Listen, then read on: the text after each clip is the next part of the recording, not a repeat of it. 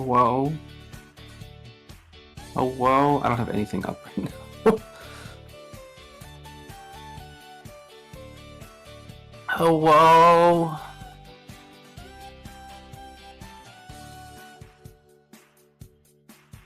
Oh my god. It's been like 4 weeks or so.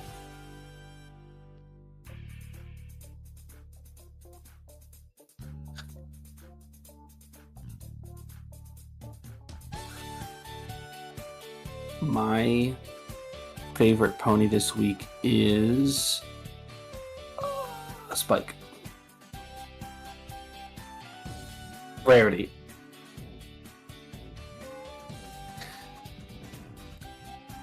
Okay, now actually, shut up. Okay, go ahead. No, go ahead. Go ahead. Go ahead.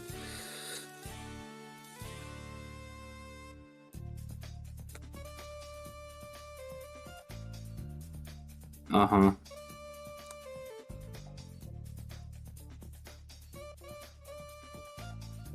$2,026.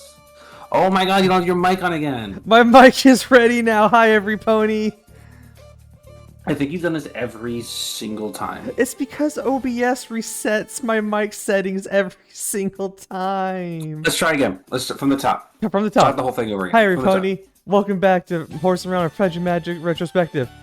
Between now and a month ago, there was a hiatus we took. Hasbro announced two important things. One, 2006 would be the year of the pony, and that they were making a new show in 2027. 2026. 2026. 2027 would be a new cartoon. Two, they announced a My Little... 27?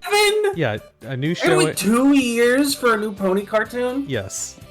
Wait a minute, what happened to Gen 5? Well, I mean, we all know Gen 5 died. They didn't even try! They didn't try. Oh my god. And then they announced a live-action My Little Pony movie. What? Yes, there is a What? there's a live-action My Little Pony movie in the works. What? No, they didn't. I can Are show you you serious? I can show you the article. Hold on. Why didn't I hear about this? Like, I guess I was really What? yeah.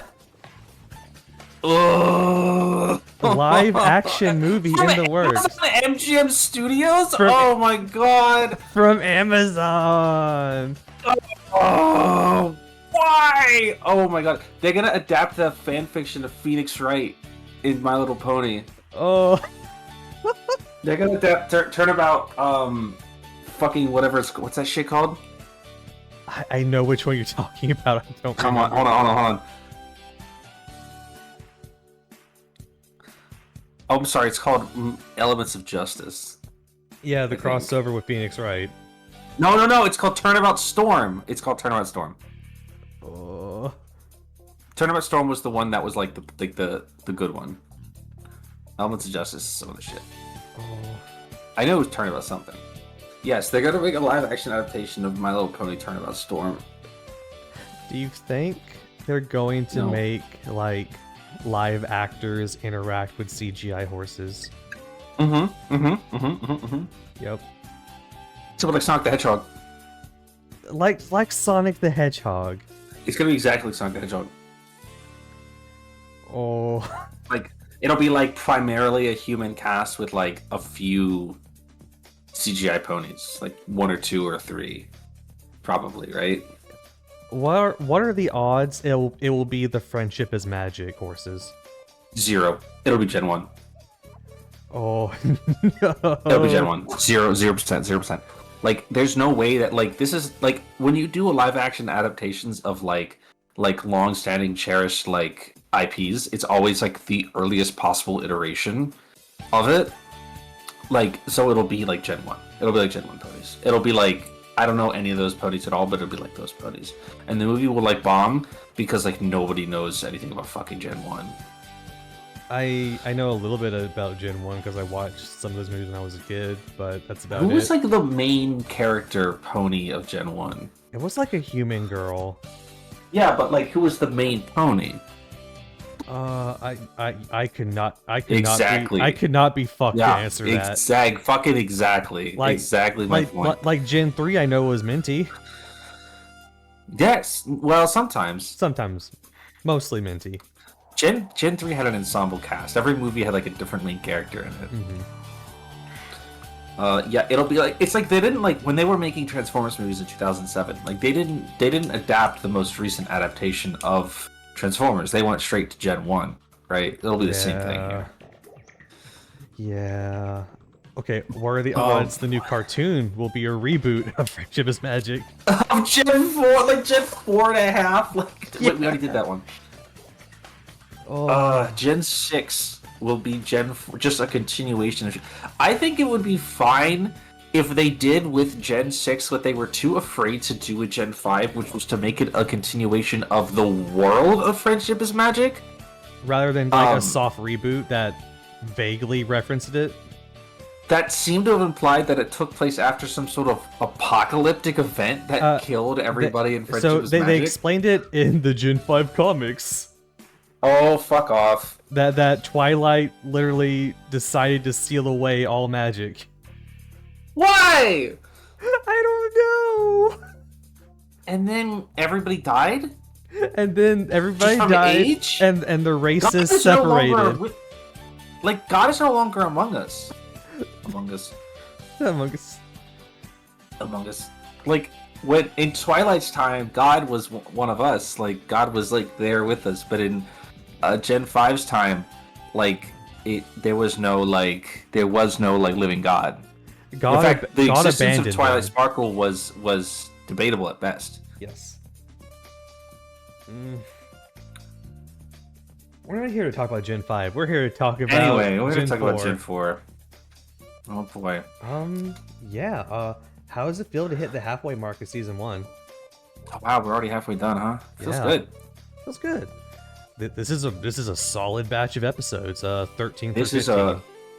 This might be the, like, by volume, the most solid batch. Like, all three of them hit pretty good, I think. The show's really hitting its stride is really what I'm getting at here. Like, we're starting to get, like, real, like stronger episodes, like, per thing, you know?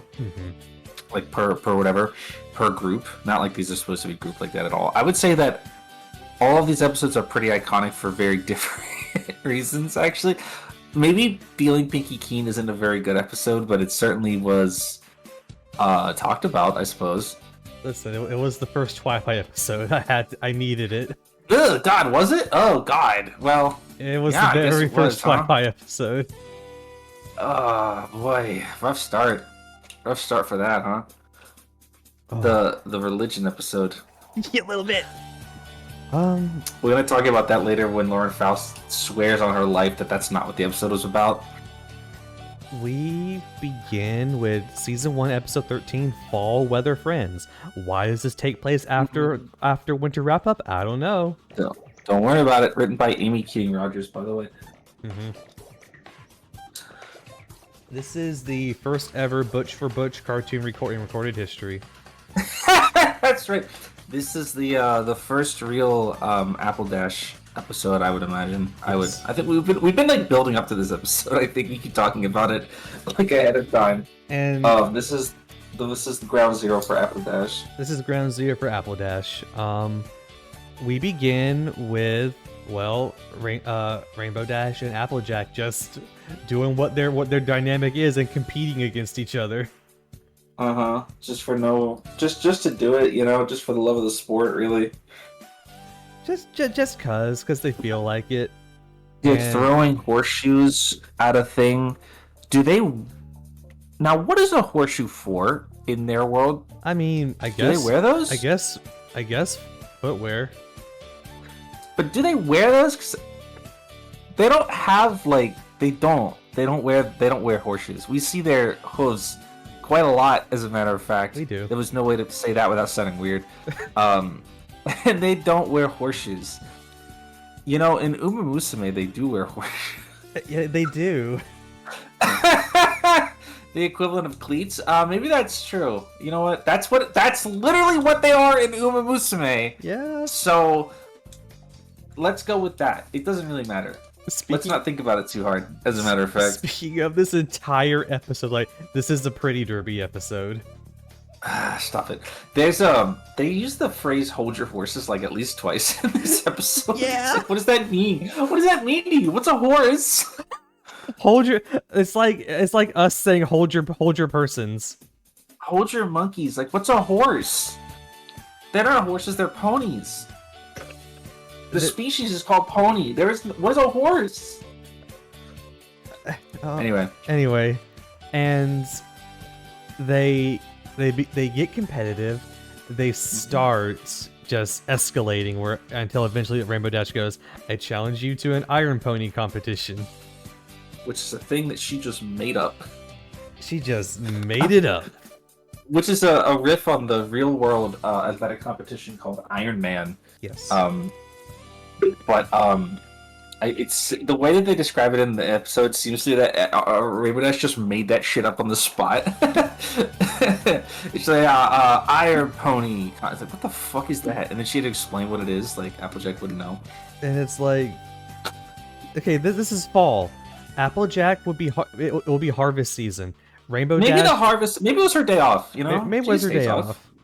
Big Mac was working on it. You know. Yeah, that's fair. And she has court-mandated breaks after the episode earlier this season where she drove herself to psychosis by bucking apples. She is literally required by law to take a break.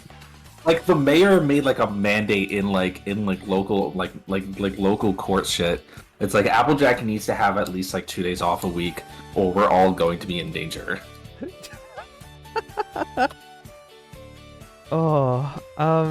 It began. They just start doing a bunch of series of like physical challenges compared to each other, and I refuse to believe Rainbow Dash can beat Applejack in a 4-leg wrestling contest. That's what I said. I said there's no fucking way that Rainbow Dash has better upper body strength than Applejack. That's bullshit.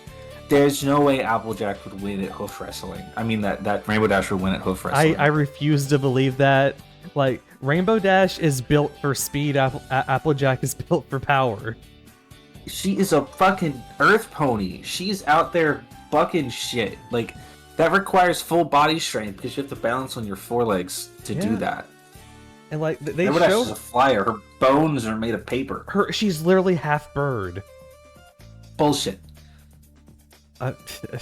Anyway, they eventually tie the score, and then Rainbow Dash starts cheating. She's showing how much physically capable the other species of ponies are better than Earth ponies. She's just cheating and nobody says anything. Like Twilight doesn't even care. Yeah. You know? She just starts like flying and stuff, and it's like, come on. Until she does it like 10 times in a row, and Applejack is like, alright! That's enough. That's enough. You're a bitch. That's enough. Stop fucking cheating. You fucking dickhead. Stop cheating. And Rainbow Dash is like...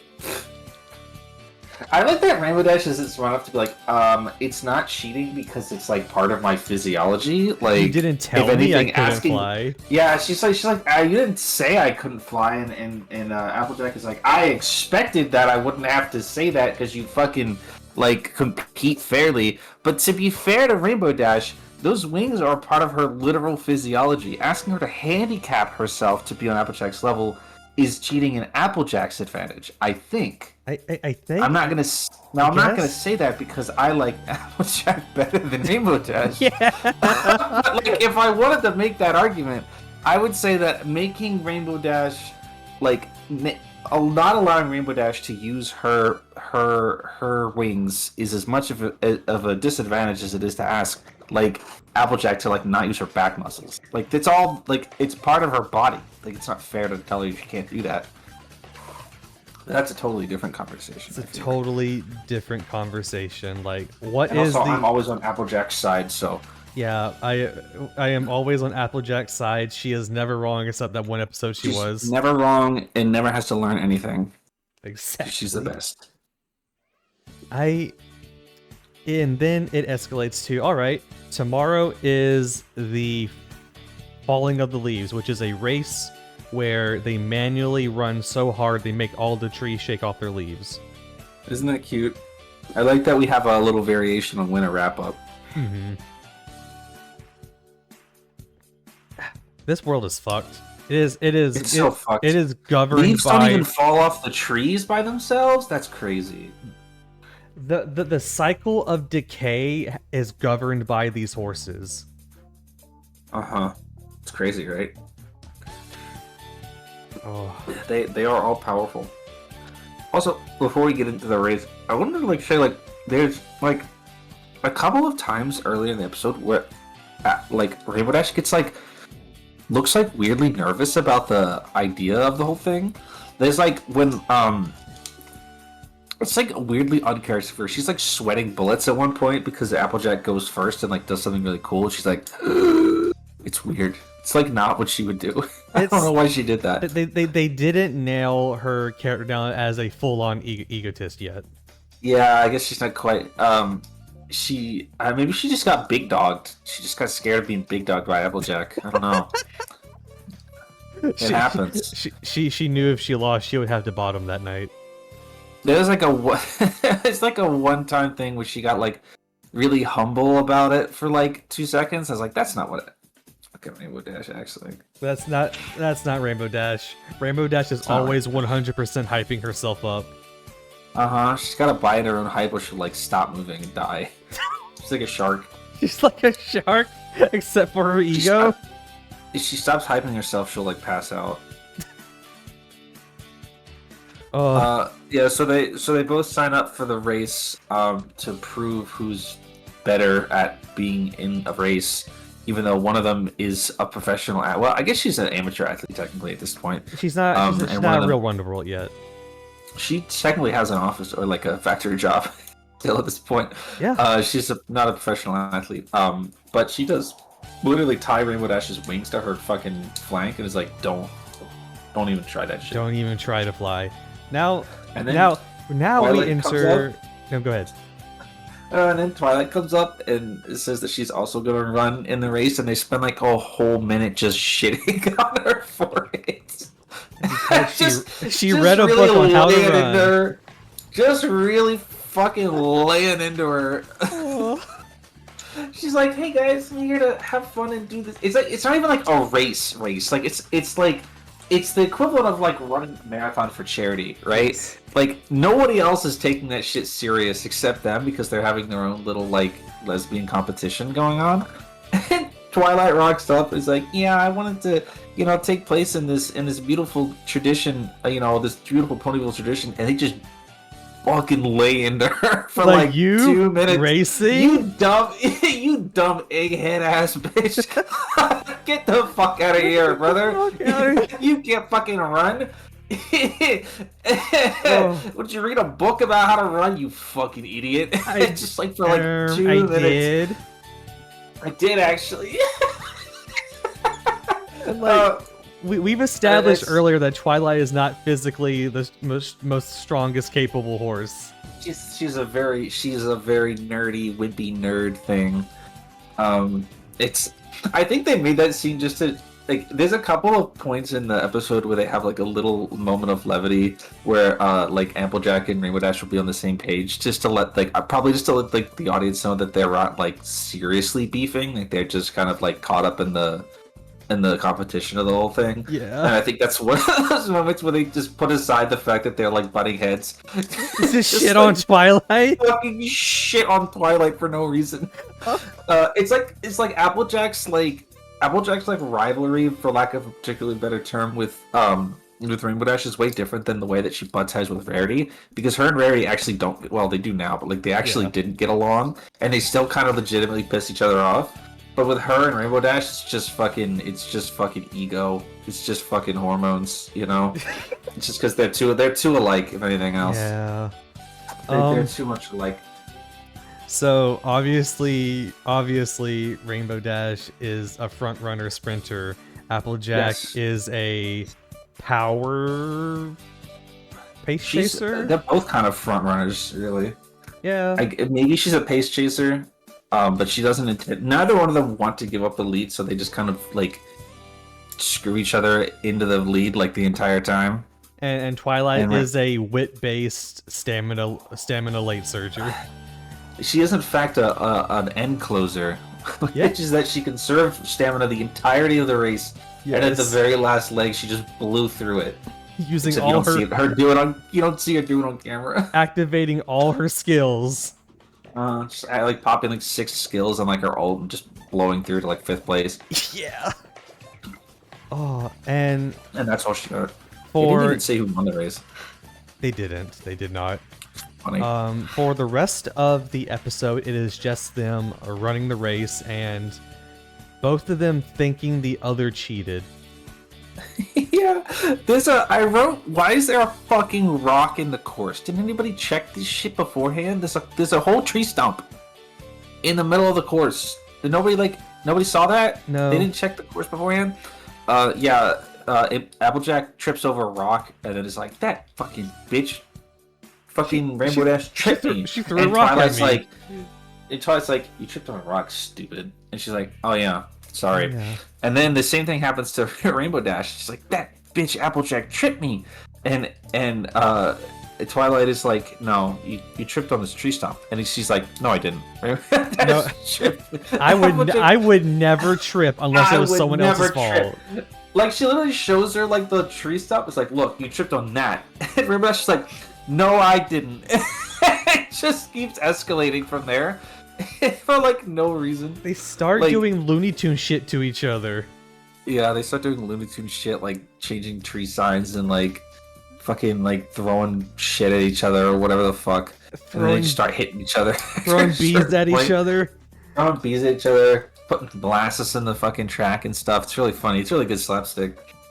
And then they just start hitting each other after a certain point. In the final stretch of the race, they literally get into a physical brawl with each other. They just get into a fucking fist fight, hoof fight, with each other, and then they cross the finish line, and they were like, "We did it! We both won!" And Twilight's like, "You both lost the entire race. You came in last place." In last place.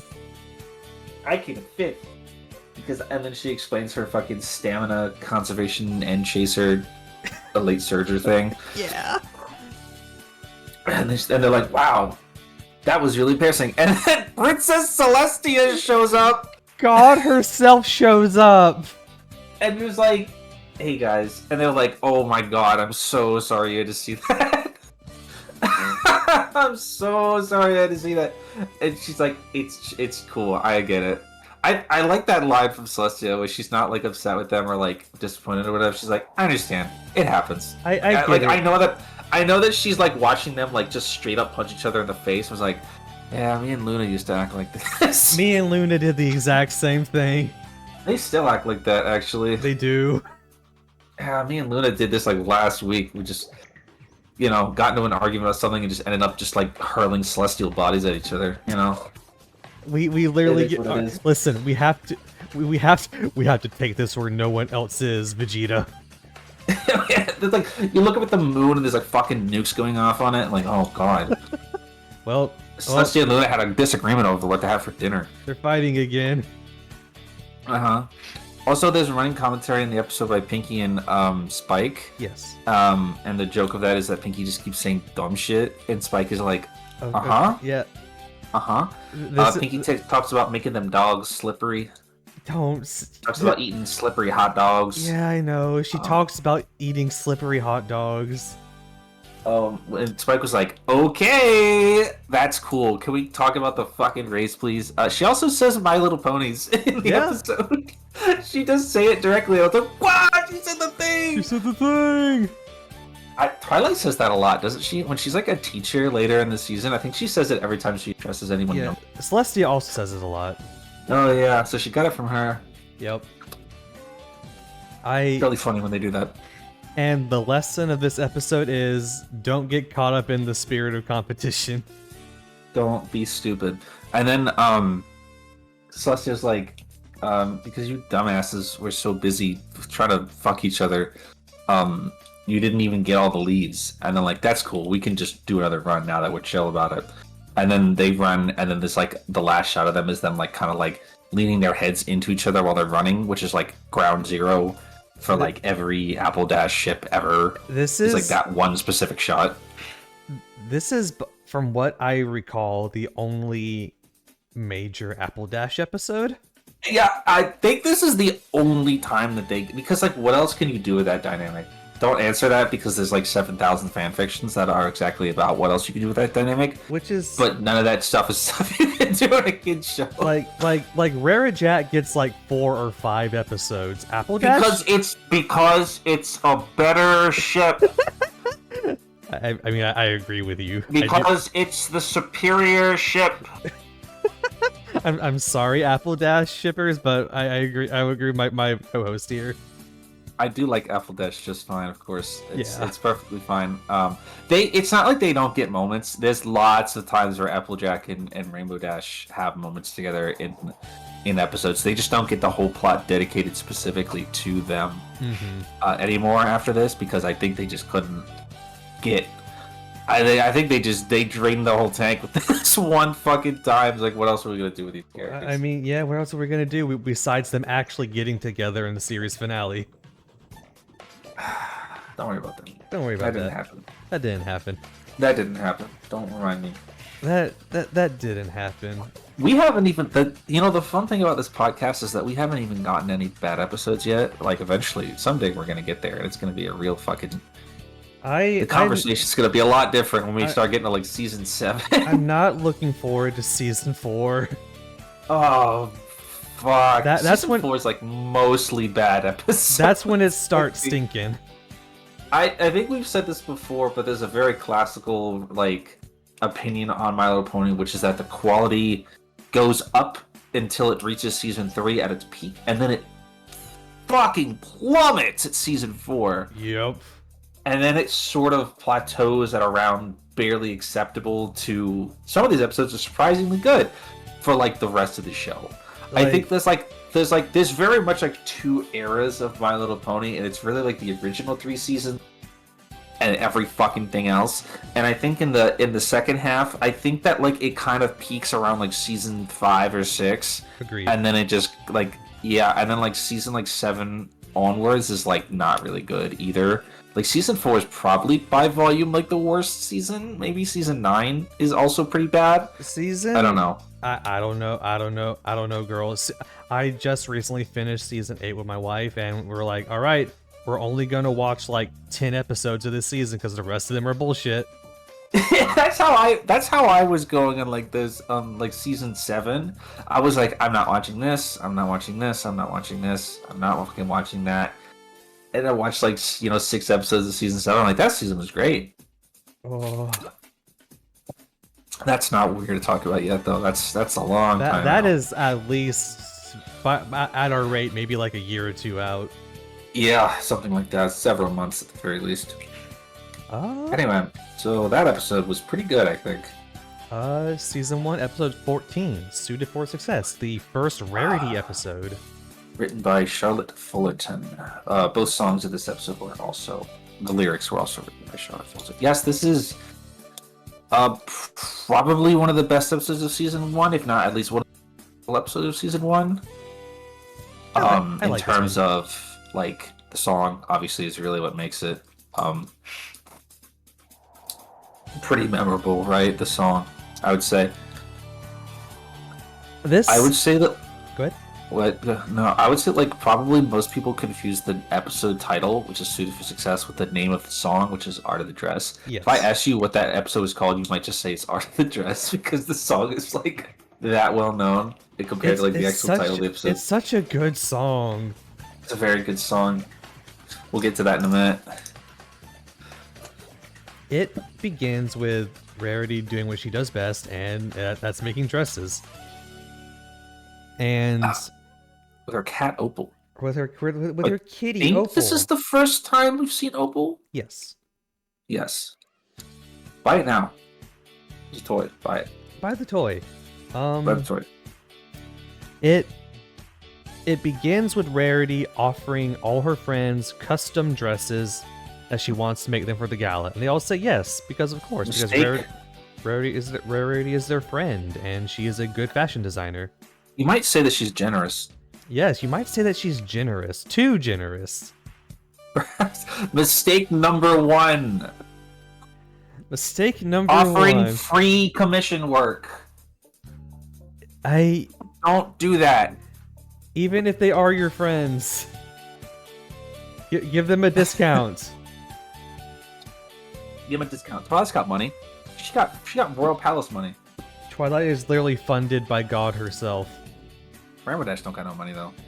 Rainbow Dash spends all her fucking money on Monster Energy drink and video games.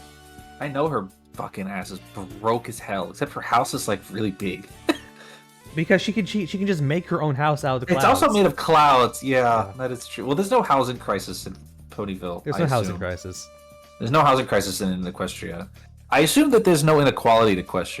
Have we talked about this? Yeah, It's not really inequality to Equestria. I mean, I guess there are people who appear to be financially better off than others, but I don't think there's ever an instance of a character like financially struggling. Probably because that's way too heavy for a kid's show like this. But like Applejack's whole deal is that she wants to just fix up the farm. Oh yeah, I think that her problem is just that they keep being met with weird disasters. Yeah. It doesn't seem the Apple family is like the premier Apple. Like they sell apples like to Ponyville. Like they gotta be like able to provide for themselves at the very least. Well, gee, Twilight, as soon as you moved into town, a whole bunch of weird shit started happening and ruining my life. My fucking barn blows up every goddamn week because you be putting pear sprites in it and shit. Other than that, fucking cool. Shit's alright.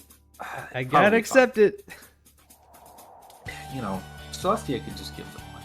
Yeah. Applejack is literally like a hero. Yeah. She's literally one of the chosen ones. Like, it's probably fine. Anyway, Twilight. What are we talking about? Twilight says that Rarity has very good handiwork. Why didn't she say hoof work? Fuck off. Why didn't she say hoof work? Hoof work. Hoof work. Also, there's no such thing as hands. Also, Rainbow Dash enters this scene by crashing through Rarity's roof, which has it has to be a common occurrence. Yeah, nobody says anything about it. They're just used to it at this point. So there's a scene earlier in the season when it was during the Rainbow Dash Pinky episode when she just like, careened into Twilight's balcony and Twilight didn't even blink. But hey, what's up? It happens all the time with her. Listen, she's always up there doing her stupid fucking Wonderbolts tricks and shit, so it's just like inevitable that she's gonna come crashing through somebody's fucking roof at some point. Listen, one, she's the head of the weather committee, so no one can say anything. Two, the workers' union in Ponyville must be ecstatic every time this happens. Right? And also, she's one of the chosen ones, so... Yeah, that too. They really just have full immunity to do whatever they want with no legal consequences. Rarity then begins to sing one of the best songs in Season 1. Art of the Dress. Art of the Dress. Sung by Kazumi Evans, who is Rarity's singing voice. Not her speaking voice, of course. We'll just Tabitha St. Germain. Sometimes Tabitha sings. Sometimes Tabitha sings. She does like the spoken lines, but the singing itself is Kazumi Evans, who will be the longtime singing voice for Rarities. I guess Tabitha St. Germain could not sing in the voice. I don't really know. I was thinking about this while I was watching the episode. I don't really know the decision behind having so many of the main cast have alternate voice actors for the singing portion. I don't know if it was like a contract thing or like just because they felt like the voice actors just couldn't get it done. Like, I can understand that for like Tara Strong. No offense to Tara Strong. I personally know all these voice actresses can sing. It's just I don't know. Maybe they just either they didn't sing in a way that they wanted it to sound, or maybe it was a contract thing. Like I said, I have no idea. Mm-hmm. I don't know if they've ever given a specific explanation for that, or just whatever. Kazumi Evans does a really good job, though, so I'm not going to complain about it. Agreed. And after the song is done, Rarity reveals all her dresses to her friends, and they all hate it. They all hate it. Ungrateful hoes. I wrote that. They fucking hate it. Ungrateful hoes. Mistake number 2: asking for feedback from free commissioners. Don't do that. Mistake number 3 also, don't finish the product. If you want feedback on the product, don't finish it. Show them a sketch first. If this could have been avoided if Rarity had shown them the design sketches instead of making the entire dress and then being like, do you have any feedback on this? Yeah, I fucking hate it. Awesome. Okay. Cool. And she just... Cool. They all literally like, I fucking hate it. It sucks. It's ass. It's so fucking awful. Like, she's like, okay, that's cool. That's cool. That's not what I wanted you to say. That's fine. I'll just make all 5 of them. I'll just remake them all again. And we enter the second part of the song where Rarity just listens to all what they want. The best part is that they all like, these designs suck. Rarity's like, okay, I'll just remake them, and then they all leave without giving any actual like feedback. Like, why does it suck? Why don't you like it? What's wrong with it? What's wrong with it? Fuck you. That's mostly Rainbow Dash. Yeah, she says her famous line in this episode. She says the famous 20% cooler meme. I forgot that was in this episode, and when they were doing that scene, I was like, oh no, it's coming. It's coming. Oh, she's gonna say. I'm like, she's gonna say it. She's gonna say it. 20%. It should be about 20% cooler. This is the fucking famous line that the entire fandom latches onto. Not even funny. Why did we do that? It's nothing. It's just nothing. It's nothing. I have a quick aside. I went to a mall last week to watch Fantastic Four theaters. Very good movie, by the way. And while I was killing some time before the showing, I walked into a fucking hot topic, and I showed Pearl a picture of this when I went in there, that they, to this very day, in 2025, have Rainbow Dash 20% cooler shirts on display for sale. Yep. What the fuck are we doing? They had derpy shit, they had Luna shit in there. I was like, how is this still here? On God. No, I'm so wait, let me find like the picture and wait, no, yeah. I DM'd it to you. Can you find it? Put it up. Yes, I will absolutely bring it up. Give me just a moment. On my life, dude, they had like, I was like seriously sitting there like, should I buy this? I didn't, for the record. It is fascinating. Baffling is what it was. Baffling. Like, they didn't even have. I went in there to look to see if they had any Hololive stuff, and they didn't, which pissed me off. There's it. There it is, man. There it is. There's the Luna. And there's the Luna. The 20% cooler. They didn't have it on display, but on the actual low, they also had derpy shirts. That's like the same shirt that I could have bought in like 2012. You could have bought this 13 years ago. Like, yeah. It's fucking unbelievable that it's just why. I was disgusted. I mean, anyway. No, Friendship is Magic merch is still like selling on the regular. Oh god. Especially in China. China fucking loves Friendship is Magic. Thank you, China. Thank you, our glorious friends in China. Anyway, verse 2 of Art of the Dress, not as like good as the verse because like the melody isn't there as much. She's like, more I think upset. like the first part of the song, I think it's a very, like most songs in My Little Pony, it's a very simple song. Mm-hmm. But I think it became so famous and well known because Kazumi Evans' voice is very wonderful and the melody is very like catchy, like it's got a good beat to it.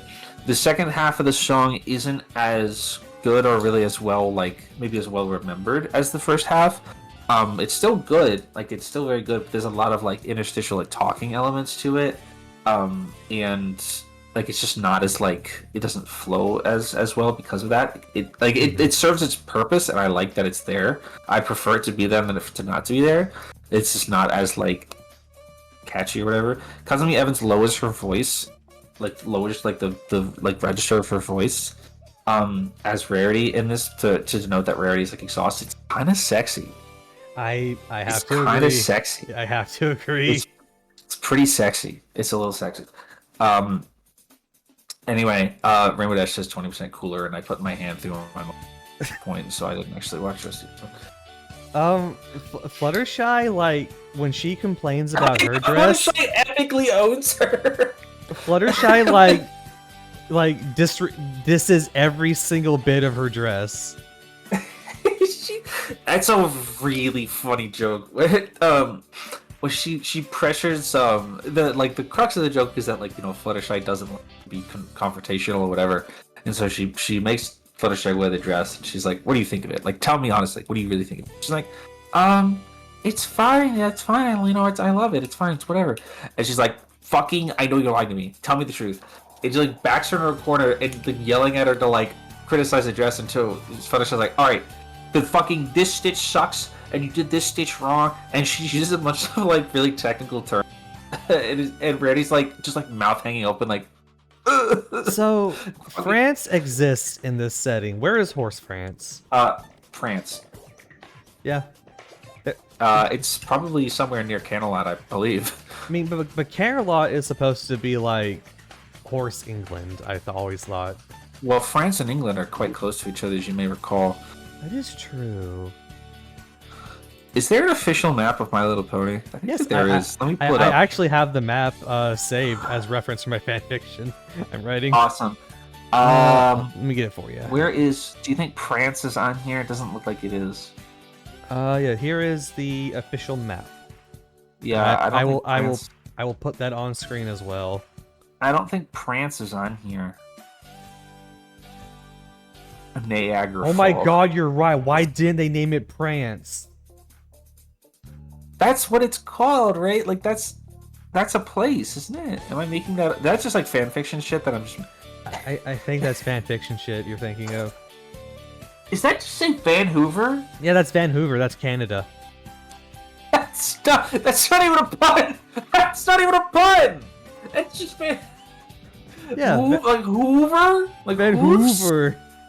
Hoover. Fuck you, Las Pegasus. Las Pegasus. Why is Cloudsdale all the way up there? Because it. I don't fucking know. Cloudsdale is canonically a moving city. Baltimore, shut up. Bugbear territory, man, go the fuck away from me. Well, let's just pretend that Prance is somewhere in there. I agree with that. Why is Ponyville like the dead center of the continent? What's up with that? Because Celestia saw it from looking out from Carolina Island. All right, you can have that land. Las Pegasus. Appaloosa is huge. Yeah, it's a pretty big town. No, it's not. It's not. We know it's like 10 buildings. No, it's Mysterious South. Are you Forbidden Jungle? What? What fucking jungle? That's where Daring Do has her adventures. Daring Do isn't fucking real. Yeah, she is. Spoilers for season 3. Daring Do hasn't even been invented yet. That's like a season 2 thing, right? Yeah, it's a season 2 thing. That's the thing. It's a season 3 thing. I don't know. Who cares? I think it's a season 3 thing because I'm pretty sure it takes like season 3 for them to be like, is Rainbow Dash literate? No. No. Yes. I don't. Oh. Rainbow Dash, do you know how to read? And she's like, no. No, it's stupid. I Of course literally I don't know how to read. I cheated my way through school. Of course I don't know how to read. I'm an athlete. Oh. I just made Fluttershy read stuff for me in school. What are you talking about? Oh boy. Anyway, sorry. Prance is real. It doesn't matter where it is. I agree with you. Prance is real. After Rarity redoes all their dresses, they have a fashion show where they actually invite one of the many fancy guys that Rarity is trying to impress. Yeah, I like I like that Spike. Hey, this is kind of like a running bit with Spike where he like knows people. I guess because he used to live in Camelot and is way more social than Twilight is. Yes, absolutely. But he's like, yeah, oh yeah, hoity-toity's in town, the extremely famous fashion designer from Camelot. I invited him over here because I know him. What? What? I mean, what do you mean you know him, man? If you are the brother of the princess's protege, you're gonna know people. Yeah, like I like the idea that Spike has like a rich social life outside of Twilight that she just doesn't know or care about because it's just not like anything to do with her. Like when Twilight was like, when Twilight was living in Canada and she would lock herself in the library for 14 hours straight, like Spike was out there like on the town, like getting numbers, like making friends. He's got connections. Like he knows people. Like he knows people. Why didn't he ever try to win over Rarity in that way? Yeah, I fucking care a lot. Like I could hook you up. Like I could hook you up. Spike knows people. He knows Hoity Toity enough to convince Hoity Toity to come and organize a fashion show for somebody he doesn't even know. There's maybe Celestia. I think the feeling that Celestia is as much of an introvert as Twilight is, which I think is why they get along. Like my implication, or like my understanding of Celestia has always been that she kind of just locks herself in the castle, doesn't like socialize with anyone at all. I guess that's not exactly true because she does make public appearances quite a lot. But I always thought that she kind of wasn't a fan of the high society stuff. Maybe that's too much fan fiction bleeding into my perception of what the actual character. She does her queenly duties, and that's about it. Yeah, there's a lot of fan fiction. I remember reading that always sort of made the case that Celestia was just not particularly interested in like high society or like being very particularly queenly. Like she did her job because that was what she does, and it's because she's the only one who could do it. Like she wasn't interested in that kind of stuff. That's because of the characterization of Luna in season 2, where she's extremely extroverted. Oh yeah, that's right. Yeah, Celestia is sort of like the opposite of her. And there's a little bit of this like later in season when Celestia gets to have a little bit more of a character, but she's kind of awkward. She's kind of an awkward person, a little bit. It's funny. Anyway. It's because she's thousands of years older than everyone else, and she doesn't know how to relate to people.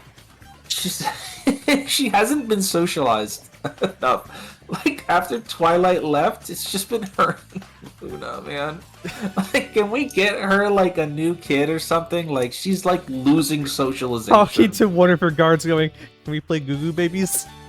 Can we play Goo Goo Babies, please? No. Can we please get her some socialization? That's not her fucking sister. Like, please. Oh my god.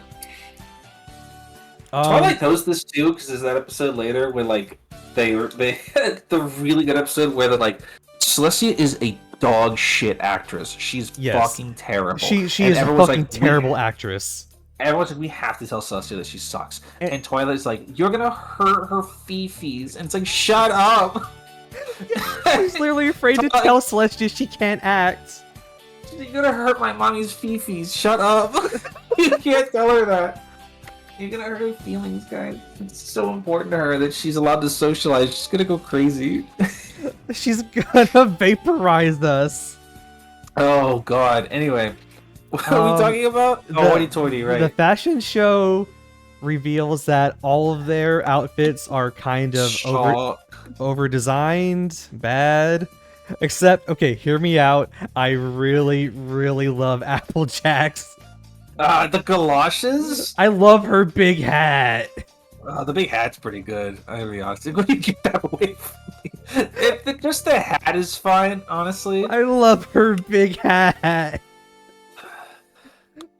It's really funny because they go out there and they do the fashion show, and even them, they're like, everybody's looking up like they're stupid and like, maybe these outfits suck. Maybe we should have listened to our fashion designer friend. And Apple's just like, nah, it's fine. And then she looks down at the galoshes. She's like, yeah, this sucks. Actually, I hate this. More importantly than that, this scene does something very important to me personally. Do you know what that is? Yeah. It introduces Vinyl Scratch. Yes, Vinyl. In my notes, this is the first appearance of Vinyl Scratch. The DJ Pony. DJ Pony, DJ Pone 3. Yeah, however, I don't think she had any name at that point at all, officially or otherwise. We would come to know her as Vinyl Scratch. I think early official names of her were DJ Pony. Yes. But I think around the time that there was, do you remember there was that promotion for Equestria Girls 2 that had her in it? I think she was officially named Vinyl Scratch at that time. I don't remember. It doesn't really matter. It is like weird. Like the wiki says that Vinyl Scratch is her official name. It also said that maybe the fandom came up with it and Hasbro just lifted it. They did. They absolutely did. That's exactly what happened. Yes. Yeah. Same as Derpy. Yep. Same as Octavia too. Although I don't know if Octavia's ever been called that in official capacity. She's never been as popular. I have never heard any other name for Octavia. She has no other name. We got it in one with her. Yep. Most ponies, I think this is surprising actually. I think most ponies we really got them in one, or any other names were just completely lost. Like Derpy being the notable one. Other names like Ditzy or whatever. Like Vinyl Scratch, other than like the DJ pony, like Octavia, like. Actually, I think those were their official names already, right? I don't think that's. I can't remember, but I feel like a lot of that shit we just got it in one. Like someone just came up with it, and they were like, "That's it, done. That's it. We're not gonna fuck." Because once that shit sticks, it's impossible to fucking. It's impossible. The it's impossible fandom to go latched else. onto those names. Yeah. Octavia has not been introduced yet, though, so we're not familiar with her yet. She won't be introduced until the season finale. Yes, that's correct. Vinyl Scratch does absolutely nothing in this episode whatsoever. She's on screen for like fucking 2 seconds, but she looks really cool. Yeah, and yeah. That's it. That's it. And that's all it took. She was very well designed for a pony that was never supposed to show up ever again. The headphones, the glasses. She is probably, other than Derpy, the single most famous background pony of the whole shebang. Like, I would say there's so much fan art of her. There's so much music videos using her. She was in comics. I mean, she's been in all. She's in like every season of the show, actually, and the movie. By movie I mean Best Gift Ever, which was a special. They did also canonize her and Octavia living together. Yeah, they lived together in that 100th episode. In the 100th episode, and it's like her characterization is she's mute, but she can barely hear people past her headphones most of the time. Is that official characterization? I mean, she literally never fucking talks in the comics or in the show. That's so awesome. I didn't know that. There was that was a popular there was a popular secondary like interpretation of Vinyl that she was deaf. I don't think that was a particularly like widespread thing, but I remember reading a few things about that. Most interpretations did give her a voice, because a lot of interpretations from her were voiced appearances by Nowacking, extremely iconic My Little Pony voice actor, who transitioned later, by the way. Ooh. In case you guys are... Anybody who remembers Nowacking from the My Little Pony days did transition later in life. I don't know what he's up to now. I think he's a streamer now, as one does. Good for him. I imagine. One of the maybe very rare instances of trans mask transitioning in the My Little Pony fandom. As many of those stories. Anyway, Vinyl Scratch, my favorite background pony for sure. I've always loved her. She's very cool, very fun. A lot of really good fan fiction and stuff about her. A really good character design. Yeah. Anyway, back to the episode. Rarity shuts herself away in her room forever because she's upset, and Tabitha, they make Tabitha work her voice actor chops here.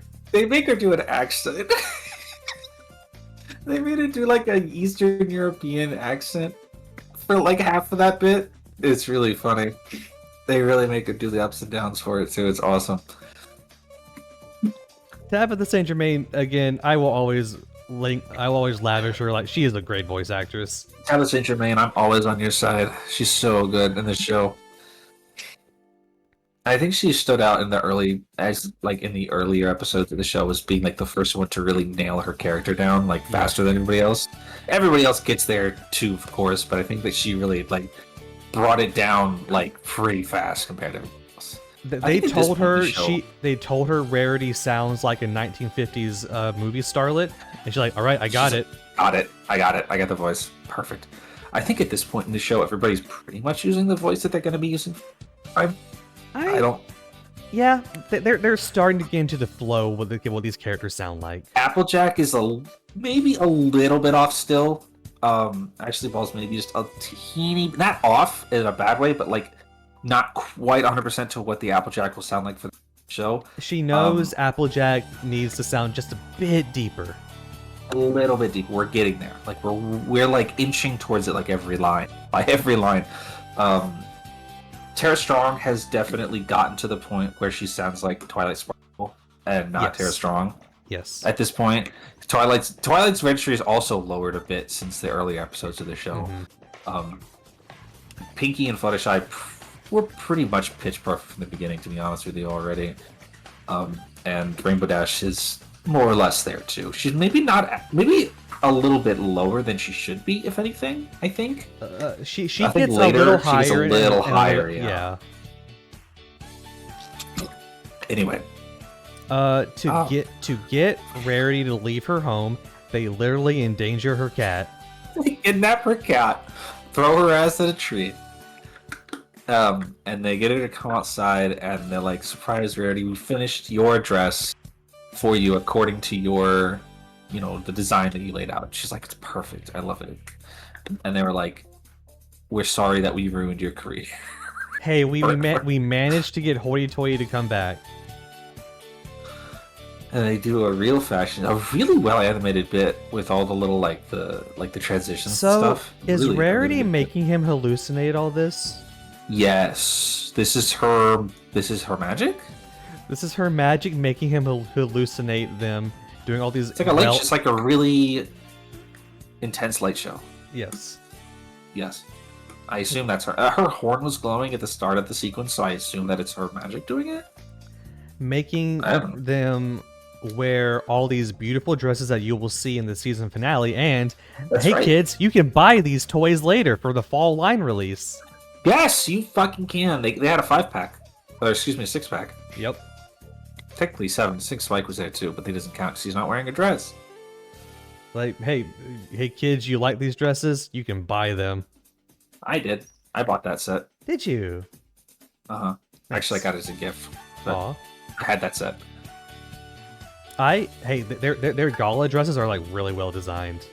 They are. They're all very well designed. They are. They did like the art team did design legitimately good outfits for this episode, which, as Pearl said, will be reused in the season finale. I don't think they ever show up again after that, but they serve their purpose at that point. Yeah, these dresses never show back up again. No. You know what's really great about Rarity when she's like wallowing in pity in her room is that she restyled her hair to do it. She's wearing a different hairstyle than usual. Like she took the time to curl her hair so she could be more in the She made it wavier. So she could be more the part of grieving the loss of her career. They do manage to save her career from death. And Twilight's lesson, the lesson that Twilight learns is, in her own words, to say, "Do not look a gift horse in the mouth." Girl, what is a horse? Girl, what is a gift? What does that mean? Maybe horses I know what the phrase are means. Their ancestors from long ago. What is a gift horse? Girl, what is that? I don't know. She uses the phrase, it's like, "Don't look a gift horse in the mouth." Celestia's reading that. She's like, "What the fuck did you say?" What the fuck did you say? How do you know what that is? What do you fucking know what that is? The lesson that Twilight learns is that if somebody's doing something for you for free, don't be fucking overly critical about it. Maybe don't be a bitch. And Rarity learned not to ever do that again. Literally, okay, here's what she does. Literally make them either pay up front or pay in half at the beginning or in half at the end. Do not ever accept non-gratis work ever again. Yes. I mean grata work. Do not ever do unpaid labor. Ever. That was what Rarity learned. Ever. Ever. This like you said before, is Rarity's first episode, like her first solo outing. She gets a solo outing every season, pretty much, maybe every other at least. And it basically follows this. It's not exactly like a follow-up to this episode, but like season 2 sees her going to Canterlot to participate in fashion. Season 3 has an episode with her and Maine participating in the fashion life there. Like, this is a continuing, ongoing narrative for Rarity, as her striking out on her own, specifically as a fashion designer. Like how Rainbow Dash gets episodes regarding like her eventual like joining the Wonderbolts and being a professional athlete or whatever the fuck exactly the Wonderbolts are. I still don't really know. I would say behind like Twilight and Rainbow Dash, Rarity gets the most written episodes about her. Probably, yeah. They definitely had a big. I literally think that they were just a big, like, they really just wanted to give Tabitha St. Germain something to do, you know, in those episodes. I think Rarity works best as a character when she's on her own, or, like, when the episode is focused on her. Like, she works great in the ensemble, they all do. But I think, like, her especially, you really hit gold with Rarity when you let her sort of, like, go out on her own and do those things. I think, like, her Canterlot episode, like, and like stuff like that, I think that those are some of the strongest episodes in their individual seasons, and it's not a coincidence that those are Rarity episodes. I think that like episodes focusing regarding Rarity's, like, in terms of how her career goes forward, are some of the really good episodes of the show. So this episode was really important to get us there in the future. Agreed. We move on to season 1, episode 15. Feeling Pinky Keen. Written by Dave Pulaski. Well, oh boy, this was made for me, the first Twilight episode. Oh boy, so yes. No, sorry, go ahead. Yeah, speak your piece first.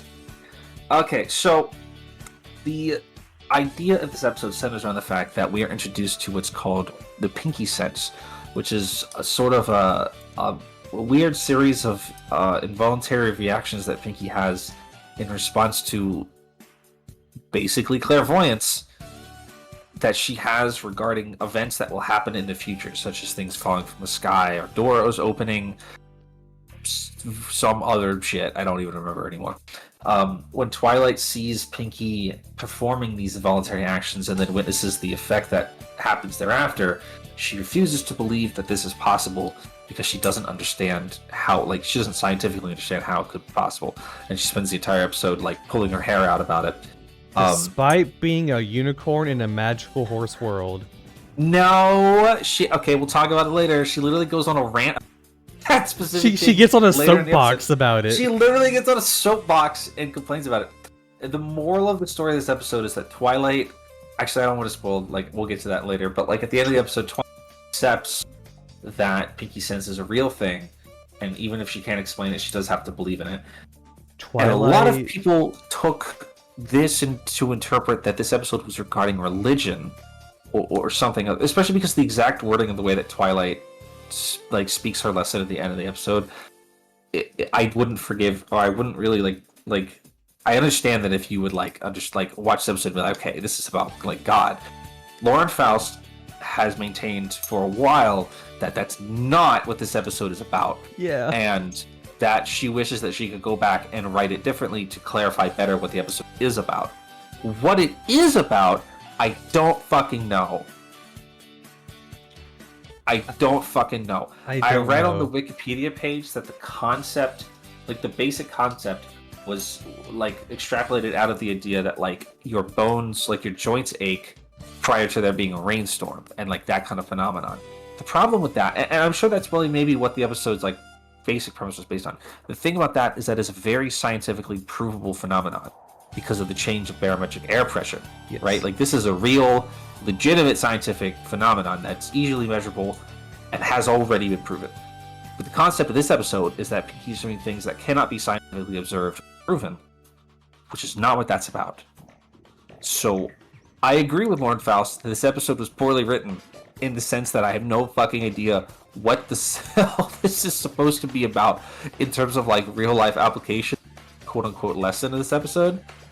That being said, That's the end of that sentence, actually. Twilight is such a bitch this episode. Twilight is so mean this episode. We're back to early season 1 Twilight. She like reverts. Yeah, she like reverts backwards. Everybody gets an episode with Pinkie where they're just really mean to Pinkie Pie. Yeah. Because she pisses them off by existing because she's funny. Her whimsy annoys them. They hate to see a motherfucker be whimsical. They hate to see a bitch be whimsical. They hate it. They can't stand it. Yeah. That's basically we can go through the beats of the episode now. I wanted to like PSA the beginning of the episode and be like, this is what Lauren Faust had to say about the episode, but she wasn't very clear about what her actual intentions are. It's Pinkie, so whenever her tail twitches, something's gonna fall from the sky. Whenever her ears are flopping, someone's gonna fall. And I can't remember the rest of it, but it's like it's always etc. etc. Yeah. etc. etc. Twilight has an evil scientist lab in her basement. Yeah. That she attaches Pinkie to a machine. And then Pinkie doesn't do anything. Yeah, and she puts her in an unobservable phenomenon. It's an unobservable phenomenon. The moment you try to observe it, it doesn't exist. Yeah. There is a part where also we're introduced to Gummy in this episode, Pinkie's pet alligator that has no teeth. Which is fucked. Which is weird. Was he just born like that? I'm choosing to imagine that Gummy was just born that way. Yes. He was maybe he was a runt of the litter with a defect. His fucking teeth out. Yeah. So what does she chew up the meat for him? I think it's a liquid diet thing. Okay. Like she just puts she puts the meat in a blender with some water. Yes, exactly. She just shoves it in his throat, just gargling that shit down. There you go, Gummy. Here you go, Gummy, just shoving a tube in his mouth. It's pumping meat juice into it. Yeah, exactly. There's a point where Pinkie, when Twilight gets mad at Pinkie about Pinkie Sense, because she's like, this is bullshit. I refuse to believe that this is happening because it's I can't observe it. And Pinkie's like, well, you do magic, isn't that based? And she's like, actually, she got mad. She literally gets on a soapbox, which is funny. It's a really great visual pump. And she's like, magic is I don't remember exactly what she says, but she alludes to the fact that magic is a precise and calculated scientific matter. It is not random bullshit that happens. It is something you have to practice and learn and study theory, and you have to do it consciously and willingly. Magic is, for all intents and purposes, science. What you're doing is bullshit.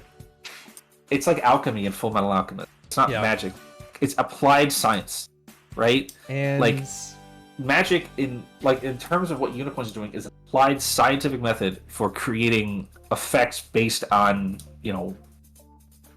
thermodynamics or whatever the fuck. It's their magic actually works. If they know the equations for some math bullshit, their horns can make it happen. This is how Guilty Gear magic works, actually. Yes, actually. Yeah, she gets mad. She gets mad. She's like, actually, magic is science. She's tweaking. She's straight tweaking about it. And we go through a very good bit where you realize if you're within the vicinity of Pinkie, you are subject to her cartoon physics. You are subject. Yeah, you are just subject to pain and suffering. I think the Pinkie sense was or not, but in it. Mm-hmm. She was being punished by an external force. She was being punished by trying to question Pinkie. Don't ever question Pinkie. Do you know who makes a special appearance in this episode? Who? Derby! Yeah! Where she drops a piano and an anvil on Twilight. Look at the anvil. It's a really funny slapstick bit. It's like a potted plant, and then an anvil, and then a safe, and then a fucking grand piano. Just fall on Twilight's head. Twilight would be dead if not for being within vicinity of Pinkie. She doesn't have bones. It's all made of Jello anyway.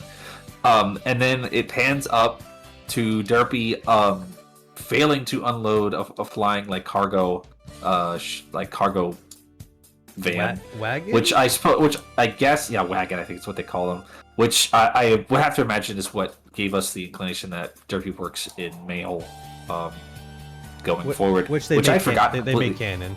Yeah, they do canonize this later. I completely forgot about where that was coming from in terms of like fandom stuff.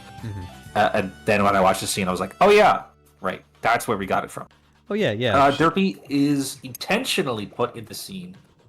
She also is cross-eyed in the scene, which is also intentional.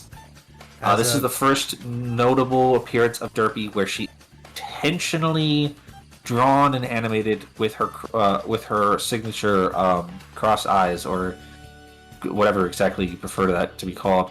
I've read like an unsubstantiated claim on the wiki that the director of this episode make her eyes that like derped. Okay. I don't know if that's true or not.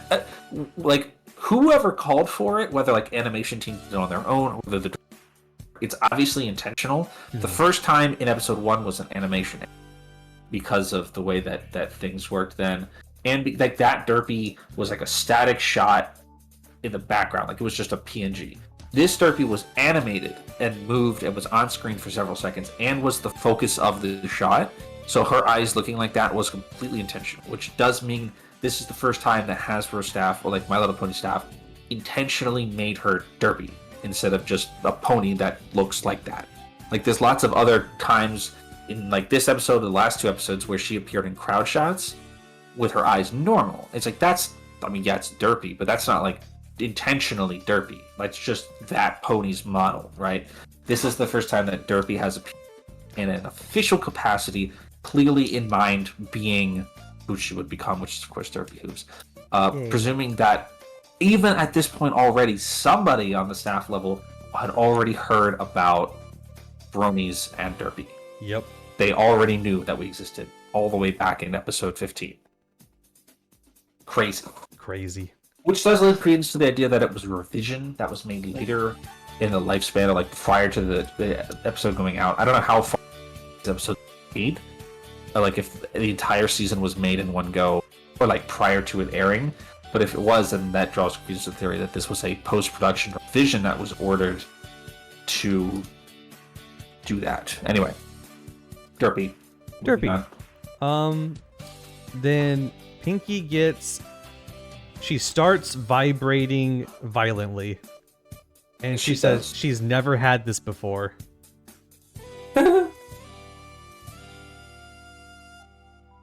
And she's like, oh well, there's gonna be a doozy. Don't know what it's gonna be, but it's gonna be in the swamp where there is a Hydra living.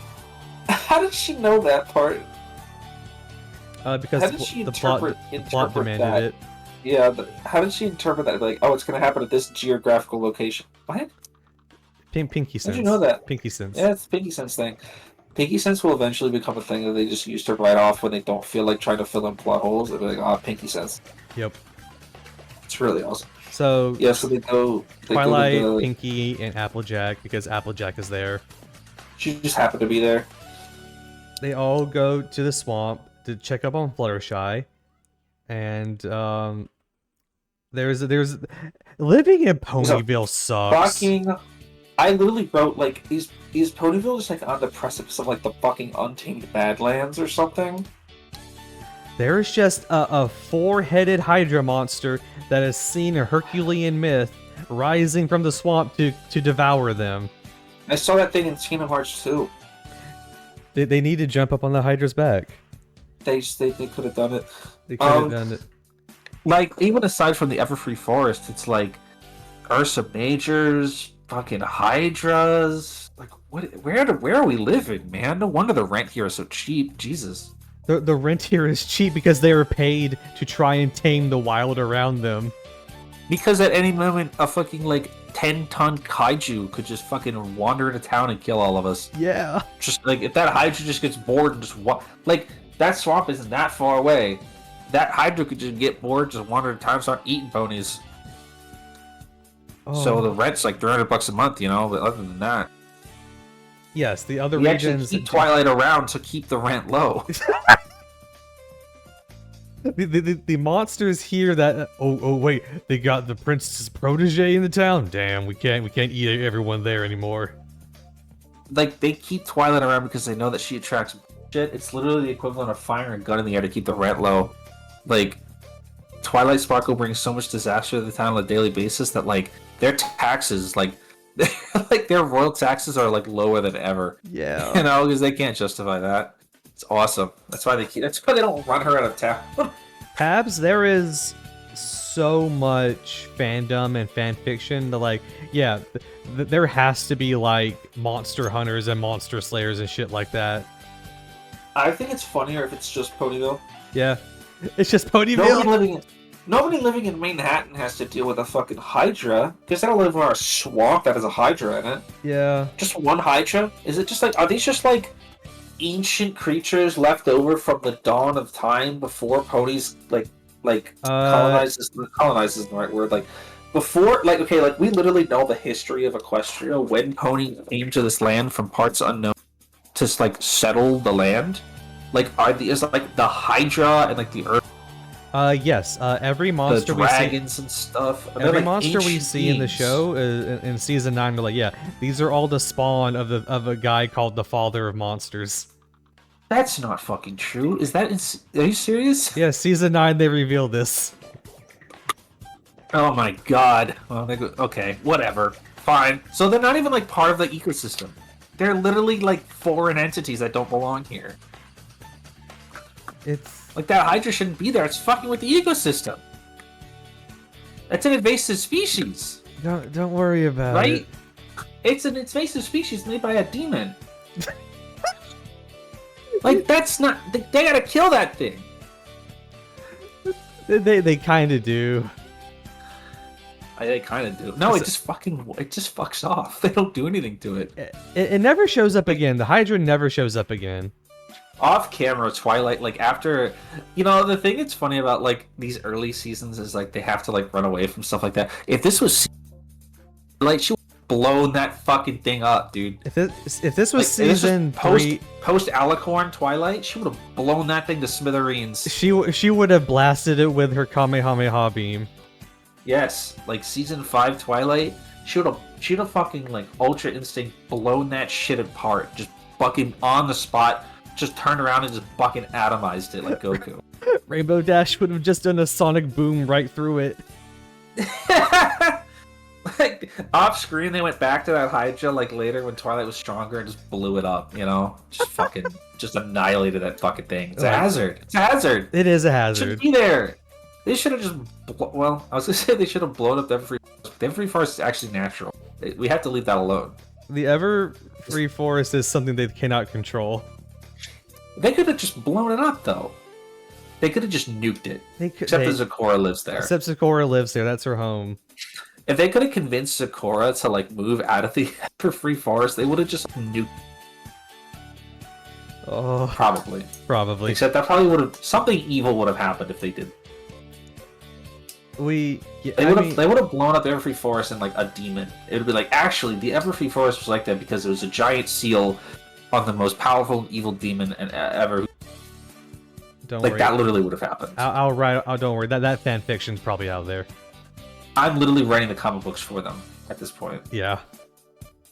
Anyway, what were we talking about? They are being chased by the Hydra. Yes, right, the Hydra. Pinky tells Twilight to just jump to have faith in her. Yep. And Twilight jumps, lands on a bubble, and is safely sent across a ravine away from the Hydra. And then the Hydra fucks off. And then Twilight has a straight up meltdown. Like a really fast one, though. Like, she doesn't go on a prolonged, like, cuckoo crazy town thing. She just explodes, and it's like, alright. Okay. I'm done. They have Twilight moment 0, and then she blows up. Oh, yeah. And she just blows the hell up. Literally explodes. And the fandom's like, oh, Celestia taught her fire magic. she literally turns into Rapidash, blows up, and then is like, fuck it. This is so not worth it. I give up, Pinky. You're right. I give up. That You're right. shit's real. That shit's real, and I can't explain it. I don't give a fuck anymore, dude. And Pinky was like, that was the thing. That was the doozy. That was the thing. And she's like, fuck. That was you, Twilight. That was you converting to my religion. Yeah. And so at the end of the episode, Twilight learns in her own words that there are wonderful things in this world that you just can't explain. And then goes on to talk about that sometimes you have to just choose to believe in. Can't prove. And Like, what am I supposed to interpret that as? the fandom took that as, yeah, God is real. God is real, and he speaks through Pinky as his emissary. It would be kind of funny if this was like Celestia or Luna fucking with Twilight. Pinky has a gift. Yeah. Yeah. I think I really don't know what the intended reading of that is supposed to be. Obviously, I know that legit supposed to be about religion, because I don't think that would have made it past Hasbro's board in the first place. By the way. Yeah. But it's a very weird lesson for Twilight. It's just, I guess, yeah, like, I understand the intention. Like, there are some things that you just can't explain, but some things you can. I don't know. And you just have to choose to believe in things. You have to choose to believe in things, even if you can't prove it. Which is fine, I guess. I don't know. And then Celestia herself shows up again at the end of this episode. Pinky gets the twitchy tail, and then Celestia falls out of the sky like a rocket. Almost breaking Twilight's patio. He has like a huge boom while Celestia's big fat ass falls out of the sky. For no reason. She doesn't speak at all, too. Spike opens the window to go send out the letter, and then Celestia almost crushes him to death with her big fat ass. He just hands her the letter, and she flies off. Probably because they didn't want to get Nicole Oliver in the studio for like one line read. They were not getting Nicole Oliver in the studio for like one line, but they really killed it with something funny if they did. Sorry, Nicole Oliver. I wish you won the cast more. You're really funny. She is. I mean, Cheerily is there just in case. Oh yeah, Cheerily. Well, I don't like Cheerily as much as I like Celestia. Damn. I mean, I like Cheerily just fine, for the record, but yeah, she is really funny as Cheerily too. She's a really great way of delivering lines that are really funny. Like with Celestia, she voices her more motherly but more coy. With Cheerily, it's just teacher. Just tired. Yeah. Cheerily listening to the Keen Orchestra just talk about stupid shit for like the 16th hour in a row. Like, okay, all right, did you do your homework? No. Okay. No. Okay, kids. All right, Miss Cheerily's gonna go into the staff lounge and take a couple shots, and I'll be right back. Just do your homework or whatever the fuck. Oh. Like, Miss Cheerily's gonna go take some ibuprofen and wash it down with a shot of tea. Just everybody be chill for 5 minutes, okay? If this is a normal schoolhouse for a small town, she teaches both their grade and then the high school grade as well. Are there even any high school age ponies in this town? You know what? We never see any of them, do we? No. All the kids in this town are Applejack or Apple Bloom's. They're all in the same class. It's a very small. I mean, it's a really small town, so I just assume that's all the kids there are. It's just responsible for those kids. Nobody else is having kids. This Shirley rolls out the CR2 episode of Bill Nye. Yes, exactly. All right, kids. Miss Shirley's got a fucking hangover, so we're gonna watch Bill Nye. We're gonna watch Bill Nye, the Science Stallion. Very quietly, guys. Very quietly. And Miss Shirley is gonna sit at her desk and take a nap. And if any of you wake me up, I'm gonna throw chalk at you. If you wake me up, I'm gonna give you detention. I'm gonna throw this fucking textbook at your head. I swear to God. Okay. Like, there's only two children are born in the entirety of the 9 that we spend with these characters. Yeah. And it's the Cakes twins. Nobody is having children. There's actually like one in Ponyville. A population. No, I was about to say no one in Ponyville fucks, but no one in Ponyville fucks recreationally. Nobody in Ponyville is heterosexual. Yeah. except the cakes. Except and Big Mac And well, and his weird girlfriend. He literally has a girlfriend in like the later season. he does get it. He does get a girlfriend in like season 8. Yeah, there's a really not good bit in the Christmas special where they show Big Mac and his girlfriend, and then one of Pinky's sisters is like jealously seething about it when it's and it was just like, okay, that's funny, but then like we're like, well, right, they might be cousins. I know. They keep it like, yeah. Are the pies and the apples related? We don't know. Who knows? Who could say? I could say they are. It doesn't matter. I like that episode a lot. It's a really good episode. But you can tell that they wimped out at the very last second. I was online when that episode aired, and apple pie shippers were so fucking mad. It was so over for them, I'm afraid. Which is fine because apple pie is nothing. They barely have any episodes together, I think. It's nothing, guys. Any ship works with Applejack because Applejack is that's all that I could say. Yeah. You could ship. You know what's a really good Pinky ship? Pinky and Celestia. That's funny as hell because they both love parties, they both love pranks.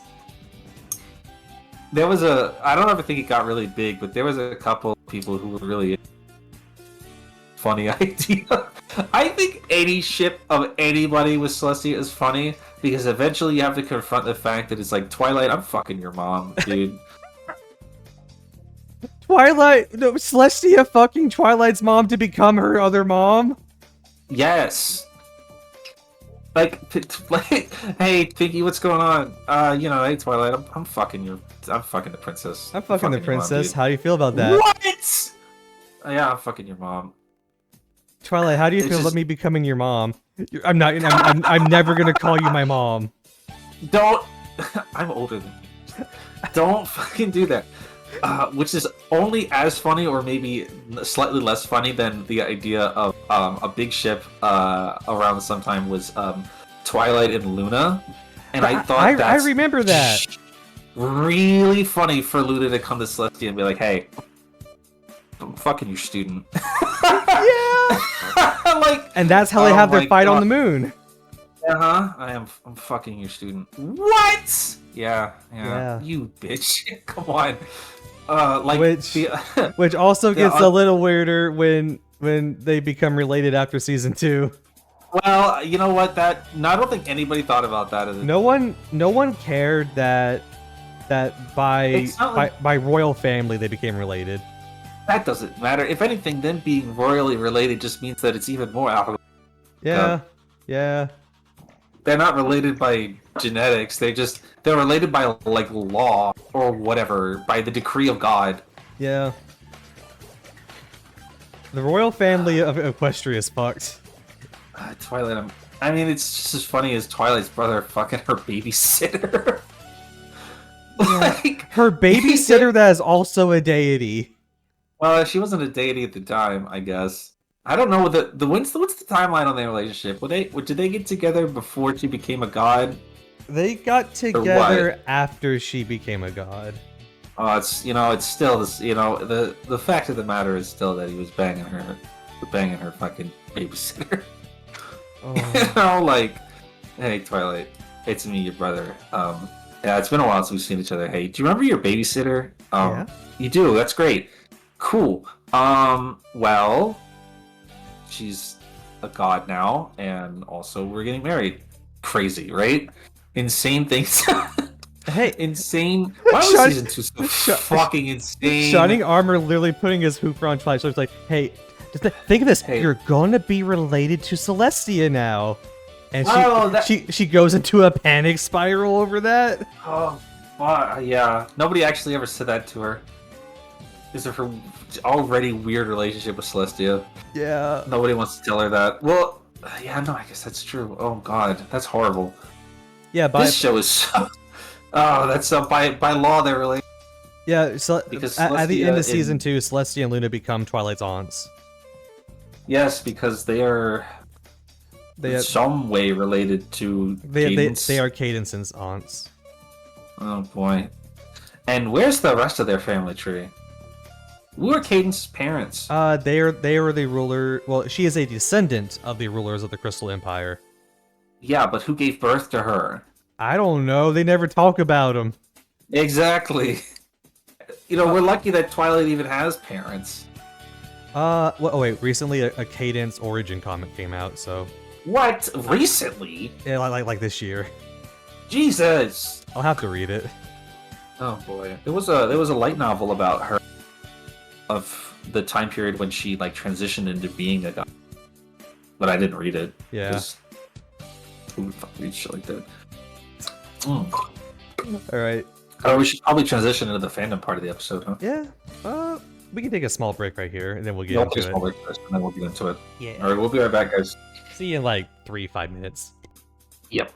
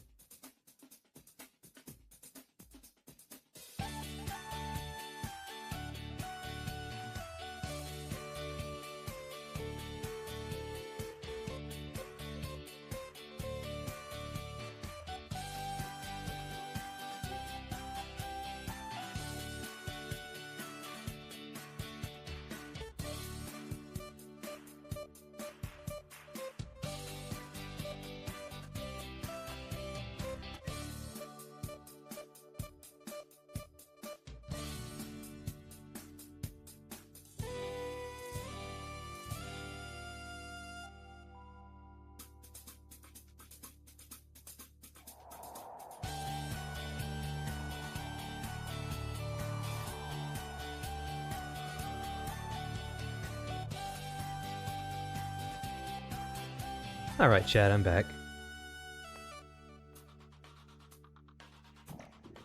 Whoa.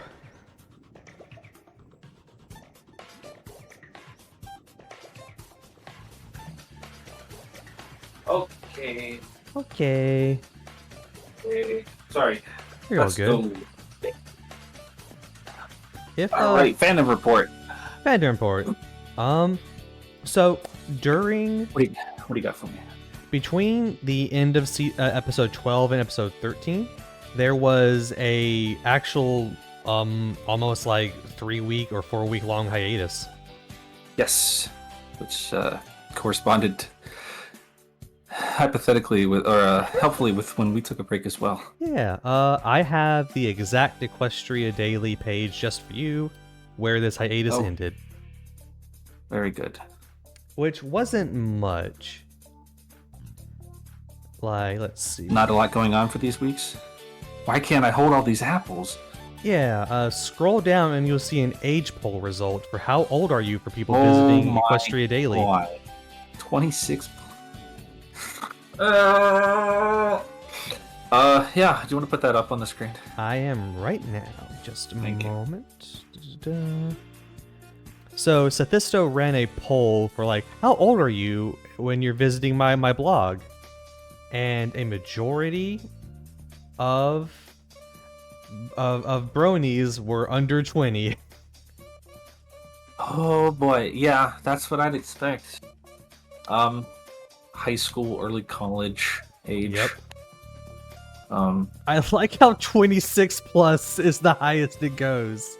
Yeah, like, well, the majority being like 21 and under, a very few between the age of 24 and 25. I'm pretty And sure then, Sethisto was around our age at this time, and he was a shit kid too. Yep, probably. One would have to imagine. I One was does imagine such. 16 around the time of this show. I would have been about 14, 13 or so. Something of that nature. Let's see. You scroll down a little bit farther around. Where is it? January 28, 2011. Super Pony Beat. The Super just Pony releases. Beat. Thank God. Yes, Super Pony Beat Volume 1. We talked about Super Pony Beat last time, I think. Yes. But this is during this period of time is when the first volume was released, which included the Evil Enchantress thing and the Winter Wrap Up one as well, I believe, for other songs. And it's Start just of an era for sure. Let's see where else. I'm going to the next newest page. Story about Rainbow Dash and Pinkie Pie making out. Hell yes! Derpy story, Trixie story. Wow, a lot of fan fiction. This is when it was really kicking off, Applejack, Draw Friend number 5. Look at the Brony mod post. Oof. Brony mod? Oh wow. Oh boy, yeah, this was It was 4chan. It was still 4chan, yes. During this period, season 1 up until this episode, was released on iTunes. Oh yeah! Wow, I didn't watch it on iTunes ever. let me share this post with you. Now, I want you to... I'll post it on the screen as well. I want you to look at that price, and then look at the group shot. Just look at that group shot. What the hell is that? Where's Twilight's legs? Where's her... What am I looking at? What am I looking at? This what am I looking was on the What iTunes am I looking page. at? What? How did they make so many fucking mistakes like this? Also, yeah, $2.99 per episode to buy was fucking obnoxious. That's how it was. $70 to buy the season pass. Hey, doesn't that sound familiar? Yeah. Not okay. So, like, just looking at this image, like, her cutie mark is wrong. I think Her cutie mark is wrong. Where her are tail her legs? is missing. Her legs, like, most prominently, her front legs and her tail are missing. Least prominently is that her fucking cutie mark is wrong. Also, like, they're all off model, like completely all of them. This was absolutely made by maybe like their like third party team requesting assets for their store. It's really awful. Yeah, the eyes are all... Why is Celestia there? She's also, like, clipping into the floor. Listen, they just got the deal that this were released on iTunes. They needed to get that iTunes money. Do you think anybody actually bought this crap? I mean, yeah. Do you think any of us bought it? I didn't have $70 to spend on HD fucking Apple. And remember, crap. The entire season wasn't out yet at this point. Yeah, well, that's why you had to buy the season pass. Yeah. Like free rental. Hey, you could rent the first half of Friendship is Magic for free. Look, the first episode is free, but you have to pay for the second episode. Uh-huh. Oh. It used to be like, it's still kind of like this. I haven't. I don't know anybody who buys digital copies of television shows, but like, oof. It's woof. It's a little rough. Woof, woof, woof, woof. Woof, woof, woof. Now that being said, if you keep scrolling, yeah. If you keep scrolling on Equestria Daily, Stathisto did also post like, here's where you can find 1080 uploads of this show.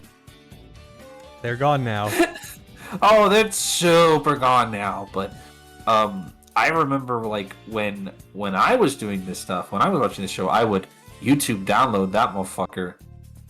I would as well. Like as soon as I saw a 1080 episode about upload on YouTube. As soon as you got a 1080 upload, yeah, you would just download it. 1080 Fall Weather Friends release. Yeah, this is where we would get like episode releases. Basically, like Saturday morning or whatever. Like you would just like refresh either like your YouTube channel of choice or Equestria Daily until somebody posted the link. If you couldn't watch it live. 2010 1080 was a rare time, a rare value. 1080 was not expected. This video isn't available. It'll be funny if just like one of these links still works for no reason. I would love that. Pretty sure you can watch you can watch in fact the entire show for free now on Tubi. I think you can watch it for free on YouTube as well. Yeah, I'm pretty sure you can watch it on Tubi and YouTube for like free. Yeah. It's like that's how we watch it. I watch it on Tubi for back then. Things were different. Things were different back then. Let's see. Someone made a pony board about how many specific types of horses were posted. Oh wow. Let's see. There you go. Oh my god.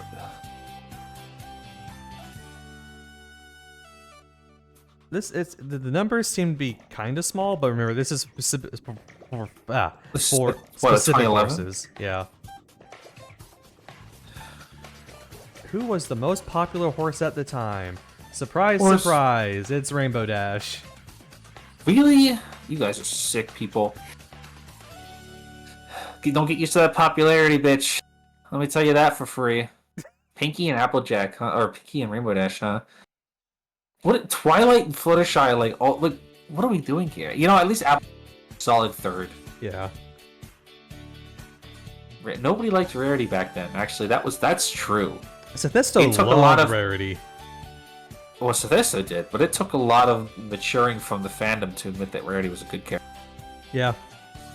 They did not. She was very hated. It's just funny because I think it flipped really violently at around, I don't know, season 3, where people started getting really sick of Rainbow Dash. Because I think because like Hasbro caught on to looking at the chart here that Rainbow Dash was the #1 favorite, and they just started marketing the fucking shit out of her. She became the face of the show. Yeah, she became the face of the show over Twilight, and I think a lot of people just got sick of seeing her all the time. 20% cooler. 20% cooler. 20% cooler. Rainbow. Oh, look! You know, and then double rainbow. Double rainbow. Okay. Can I hold on? I need to see what the date on this post is to know if we're within this time period. Yes, we are. I have for you a thing. Okay. A really terrible. It's not that terrible actually. For those who know. Those who know. Yeah. Do you recognize this art style? Let's see. All right. This comic is called Dash Boobs. Is it really? It is. Oh. Wow! Do you Oh. recognize this art style? I recognize this art style. Yeah. Yeah, I'll, you do. That's why I said. Yeah. I'll get this on screen, everybody. Can you do that? Is that fine? That's fine. It's It's it's probably listen, fine. if Twitch gives me a strike, I'll take it. We'll take the L for dash boobs. This is one of the first popular humanization comic. We're gonna go. I tell you, we're gonna go places with this guy. Yeah. We're gonna go places with this guy. I can tell you that for free. Did capture a pretty good Rainbow Dash. Yo, the designs themselves, not really the problem. I thought the designs themselves were really good, actually. Yeah. I think this was probably the first and most prominent, like, human pony designs. To be honest. Yeah, and it evolved into Twilight having darker skin over time, and then. Oh yeah, that was this guy, wasn't it? Yeah. This Rainbow guy did a lot. Rainbow Dash kept the same design, I think, mostly. More or less. More or Yeah. less. Let's see. Yeah. Let's see. I have one more. I have another one from you. This is just Sophisto hosting a public. Who's your favorite pony? There we go. And again, this is just from the Equestria Daily blog. Uh-huh. We had a considerable amount of visitors at this point. Yeah, look. Oh wow, So what's Shirley doing that? Yeah, why Twilight was Cheerly? He spelled Cheerly's name wrong, by the way. Well, that's fine. It's a hard name to spell. Trixie with a whopping 4 votes. And all of those 4 votes with Zithisto himself, I'm sure. Oh, why is Luna there but not Celestia? Why is Luna there? People loved Luna from the start. I don't know what it is about her that made it crazy about her. Listen. So in order, Twilight maintaining the absolute lead somehow. Yeah. Rainbow Dash in a not so close second. Pinkie Pie in a close third. And then Fluttershy and Applejack tied for 4th. And then Rarity bottom of the pack, as expected. Oh. Not including non-main characters. Not including Luna, Cheerly, and Trixie's Trixie 1%. This is only 217 people, but this does more or less reflect the sentiment at the time. Yeah. This is generally, like I said before, generally Rarity was viewed the least favorably of the main 6 for a long time. And Rainbow Dash was usually first alongside Twilight herself. They just didn't get Rarity. They just didn't get Rarity. No. It's not that she had bad writing, it's just that, like, I don't think an audience of 18-year-old boys to understand or give a shit about her character. They were just, like, predisposed to not like her. You know? Yeah. That eventually started changing as the fandom became more diverse and got older, I suppose. Like I said, around the later seasons, I think Rarity was very popular. Rainbow Dash less so. As the fandom diversified, people found more people who would to share the opinion that Rainbow Dash is kind of annoying. Started maybe outweighing people who thought that she was fucking awesome or wanted to fuck her. I'm so sorry, Rainbow Dash fans. She's a little annoying. She's super annoying, but that's why she's great. That's why she's great. I think also Rainbow Dash was definitely like, I think she was just the one that a lot of people latched onto in those early days because she was because she's definitely like the least girly, even though Applejack is also there. But she's like, I don't know, she's a lot southern. Listen, a lot of people wanted a butch tomboy girlfriend back then. Everybody wanted to fuck Rainbow Dash. I'm not gonna lie to you. It was. We've already like seen like polls about that earlier in these. Rainbow Dash was definitely like the face of the fandom for like younger men for sure. Listen, half of you, good for you. You transitioned. You're good. The rest of you, I'm sorry to found- say, Never got over it. never And got they over found it. a new best pony that wasn't Applejack or wasn't Rainbow Dash. Yeah. As the fandom diversified, Rainbow Dash stocks crashed eventually. There was I think everybody went through a crash at some point in terms of like people turning on them in terms of being a character that was liked. Pinkie Pie had a really big crash. I don't know, season 4 maybe, season 3. Yeah. I think it was some of the later seasons where people got sick of Pinkie Pie's bullshit. I definitely remember there being a pretty cool flash to like Pinkie continuously being like basically a bit character. It was like either it was because like Pinkie Pie wasn't given any solo episodes to like really be able to like take her character seriously, not what Pinkie Pie's about really, or just that they were tired of her just like being stupid. I could never be tired of Pinkie Pie. I could never be tired of Pinkie Pie. Of her. Fluttershy also had backlash, which was because so bad that they kept giving her the same lesson over and over. Her backlash was so bad they acknowledged it in the show itself in like season 7. I don't know if Applejack was ever popular enough to even have backlash. Yeah, Applejack never had any backlash. Because she's perfect in every way. She is. There's nothing to complain about with Applejack because she's never wrong and is perfect all the time. I also don't think Twilight really ever had any significant backlash either. Her backlash was people complaining about her becoming an alicorn mostly. Oh yeah, there was some people who didn't like that. I don't really know why there was such a complaint about that. Did you say Spike's arms were not in that picture? Yeah, Spike's arms were not in that picture. What? Hold on, let me go back and look at that again. I didn't even notice that. Fuck! Oh my god, I didn't even notice he didn't have. Okay, sorry. Anyway, yeah, I don't think Twilight ever had a really huge backlash. Like other than that, the worst backlash was probably went to Rainbow Dash or Pinkie Pie. Yeah, because Pinkie never had any character development, and Rainbow Dash's character development made the fandom hate her. She's annoying. There was a huge backlash against, not really just against the characters themselves, but against the direction that was taken with the Cutie Mark Crusaders. Ugh. I don't know what they were thinking with them. What were they thinking? What were they thinking? What were they thinking? I don't. We'll get to that in like season what? What is that? Season 6? Season 6. 7? Ugh. It's whatever. Scraping the bottom of the barrel. Anyway, let me see if there's anything else. Boobs. Another Rainbow Dash poll.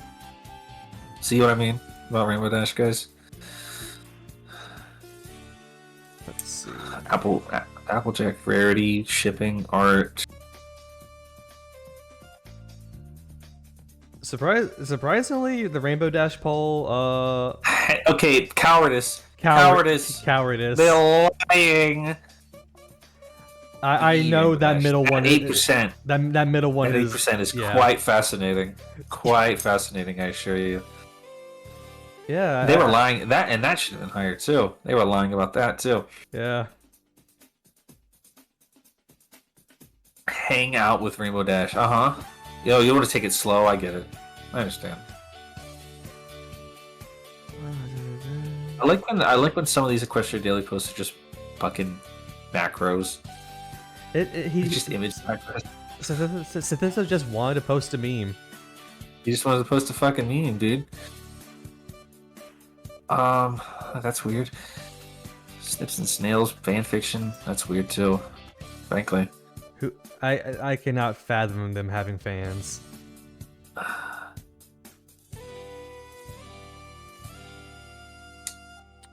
This sure is lots of fan fiction, which is good.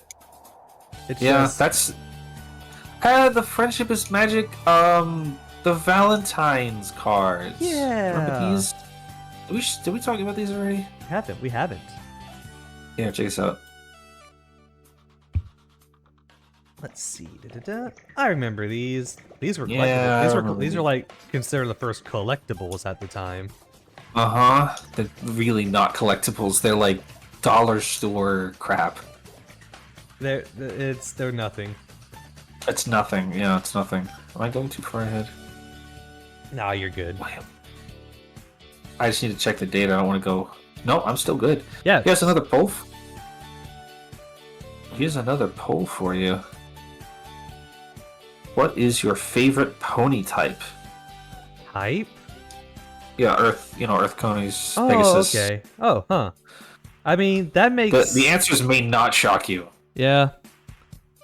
The answers may not surprise you even a little bit. Damn, Earth and dead last. Yes, sir! That's how, like, 50% of people picked Pegasus. Like, no shit. Like, no shit, right? Like, They want to fly and be cool like Rainbow Dash.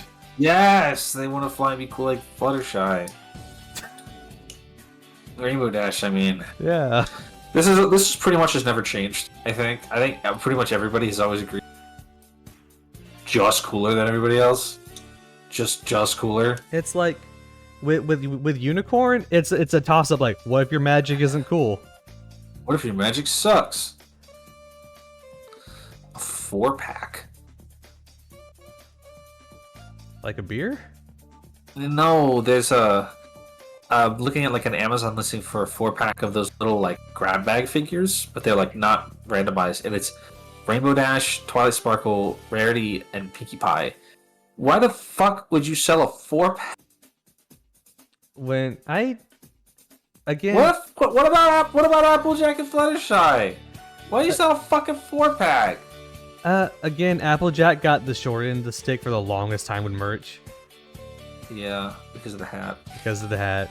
And fuck Fluttershy, I guess. Her mold sucked anyways. You know? God, like, all right, there's a Pinky and Gilda ship fic. God, we are still going. What? So this though posts so much. He didn't have a job back then, so his is crappy Spike fic. He was probably a high school student back then. February 4th, 2011. We're still not up to date yet. We're not. We have like a whole nother week of posting. Here's yet another poll for you. This one also deeply, deeply, deeply will not shock you. And this is why I was saying that Twilight pretty much never had a legitimate like backlash to her characters, because everybody thought that they're Twilight. Yeah. Wow. Who knew so many young men who were like who were like sensitive about their like of the show thought themselves as nerdy. Fuck. And the second most popular pick being Fluttershy, I bet it was. Fellas, I bet it was. Yeah, Oh, I bet it fucking was, fellas. I'm sure that doesn't mean anything at all. That doesn't mean anything at all. Fluttershy, who is very popularly depicted as trans in the fandom nowadays. Uh-huh. Fluttershy, the shy and reserved, quiet one. I can't imagine how you, a shy and reserved 16-year-old watching a show for little girls, could have possibly felt seen by fucking Fluttershy. Holy shit. Good God. Shout out to the 6 people who said Yes, darling, I'm Rarity. the six women, I assume, who watched this show and posted on boards. The 12 people who said Trixie. Oh. Who the hell said Applejack? Be serious. You are not her. You can't be her. You couldn't. 149 people. Sparkle. Twilight Sparkle, the most she's just like me for real. She's just like me for Ever. real, for real. For real, she's just like me. 53 whole people said Fluttershy.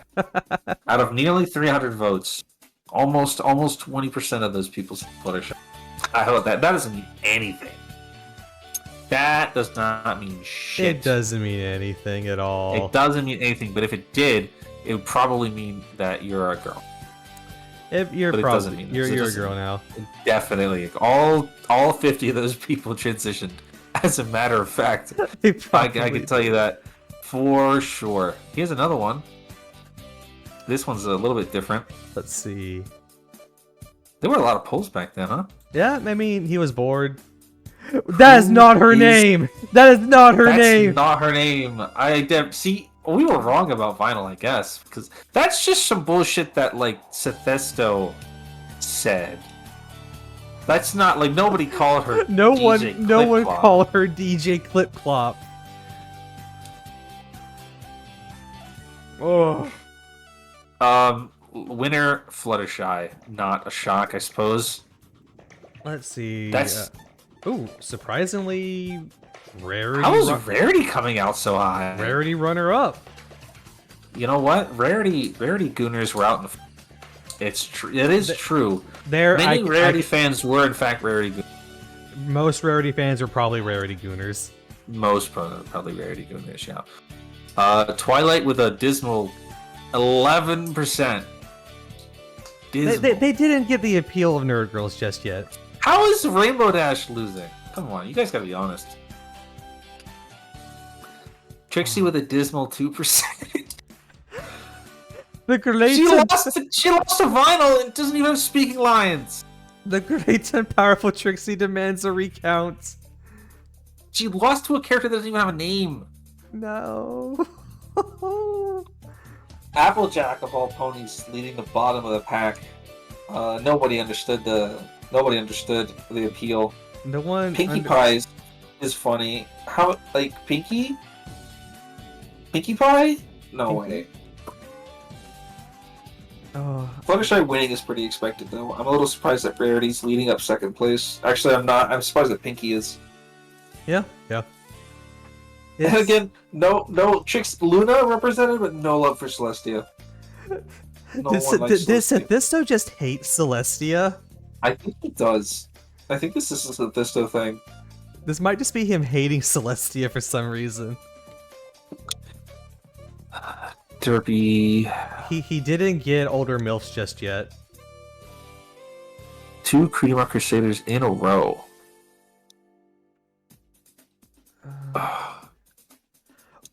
So that's the saying that he thought Call of the Cutie was his least favorite episode so far. I don't blame you, brother. Yeah, that's fair.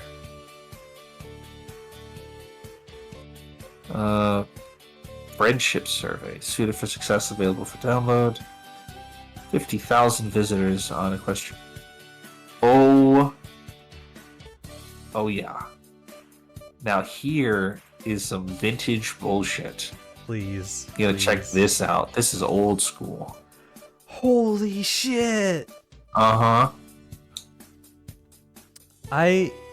This is probably like maybe the official Minecraft server of the time. Maybe. That's Minecraft version 0.30 by the way. This is like pre 1.0. This is pre it being This is like Minecraft beta. It's fucking unbelievable. You love to see that shit. That is archived. That is archived. What else we got? Here's one more poll for you. Lots of polls. Very interesting to the insight of what we were talking about at the time. I'm already seeing a lot of vinyl. I'm seeing a lot. Basically, every time there's a on it, really great. The fandom loved her. The fandom loved her instantaneously. Oh, that's the same one. This one. Whoops. Is it? There you go. No. That's the waifu one again. Yeah, I just reposted the right one. Oh, there. Oh, I see. I'm behind. Right. Yes. What was your favorite episode? This goes all the way up to Suited for Success because Feeling Pinky Kina not aired yet. Best episode. Bridal Gossip. Bridal Gossip. What? The racism episode. That can't fucking be right. That was like the worst episode. What the hell are you people talking about? Maybe it's the fandom just liked Sakura that much.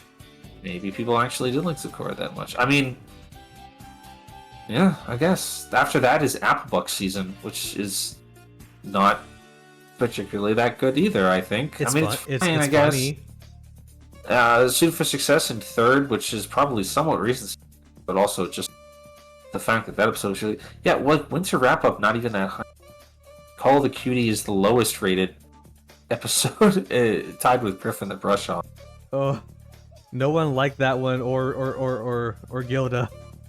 Nobody liked... Those Fall Weather Friends so low. You guys weren't fucking with Fall Weather Friends?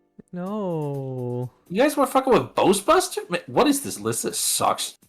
The fan base had not established itself yet. It had not established its taste yet. I guess not. This was also a pretty low turnout in terms of...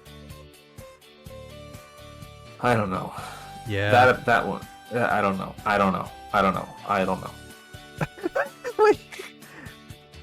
This is a post from where is it?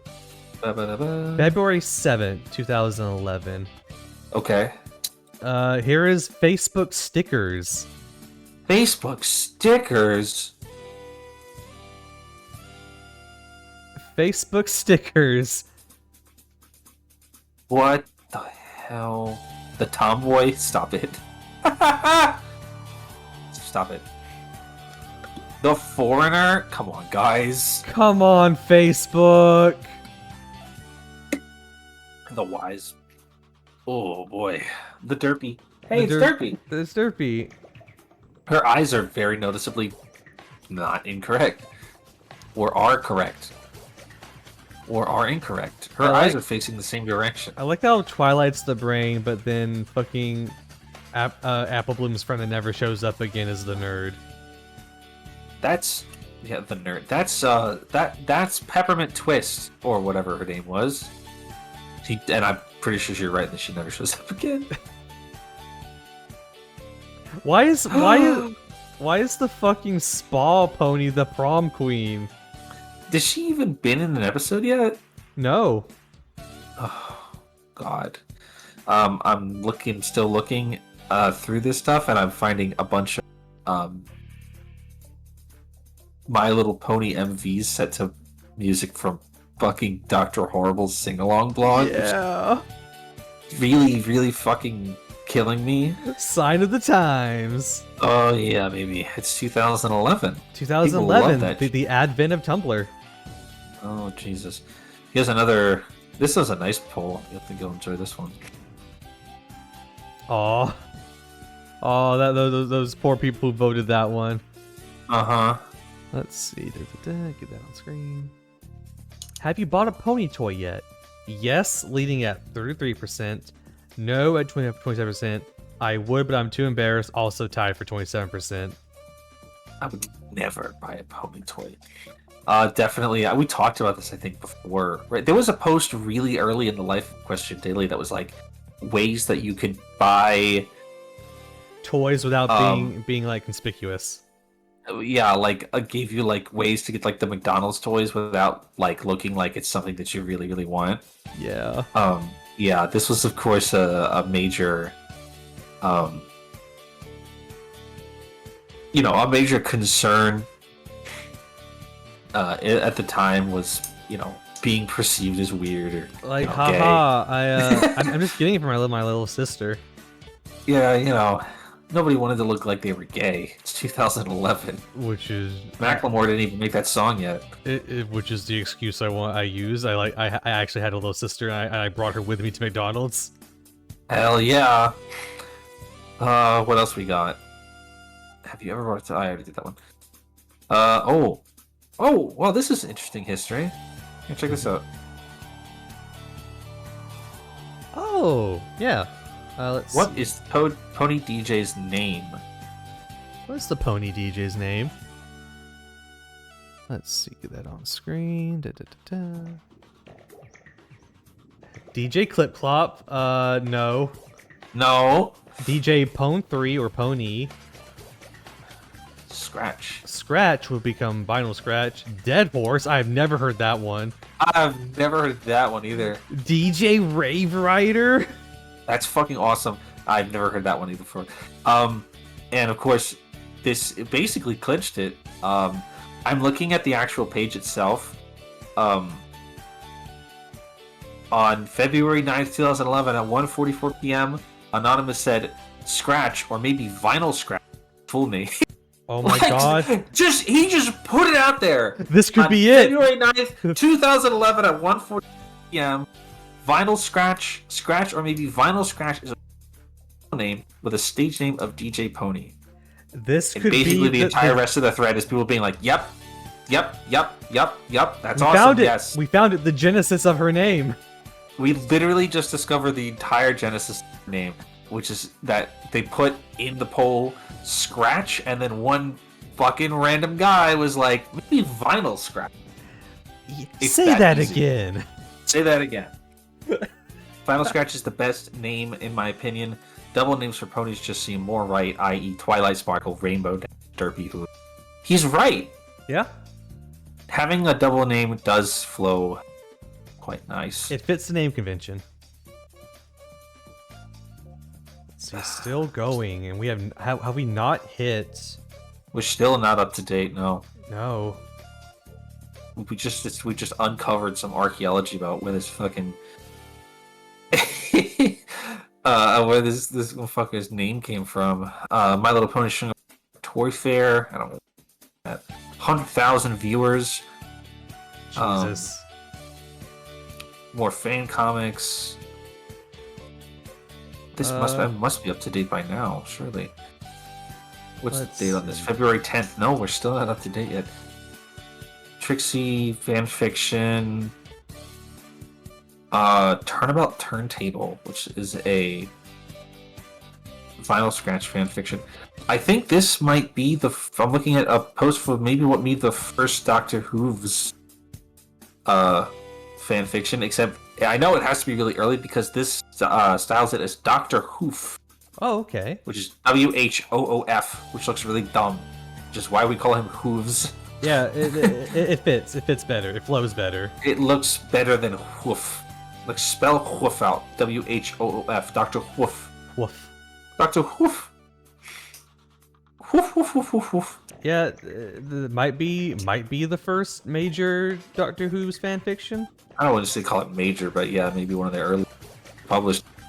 I've never heard of this shit before, so who could... Okay, now we are now officially... I am now particularly fast the veil on February the 12th of 2011. 1080 upload of Feeling Pinky Keen. Alright. Single molds found in Canada. Episode 19 announced. Derpy Hooves now canon. Yeah. Hold on, I've got two posts we can show. Posts per day in the pony thread. This is current as of... This was posted on the 12th, but this looks like this chart goes up to February the 6th of 2011. And you can see shit just right before skyrocket. So yeah, this would have been right before Feeling Pinky. Jesus, that's a big jump in posting. February the 6th of 2011 would have been 2 days after the airing of Suited for Success. Which means this huge spike here is probably right when Suited for Success. That last big spike is probably right around Suited for Success. Yeah. And this is before Feeling Pinky Keen aired.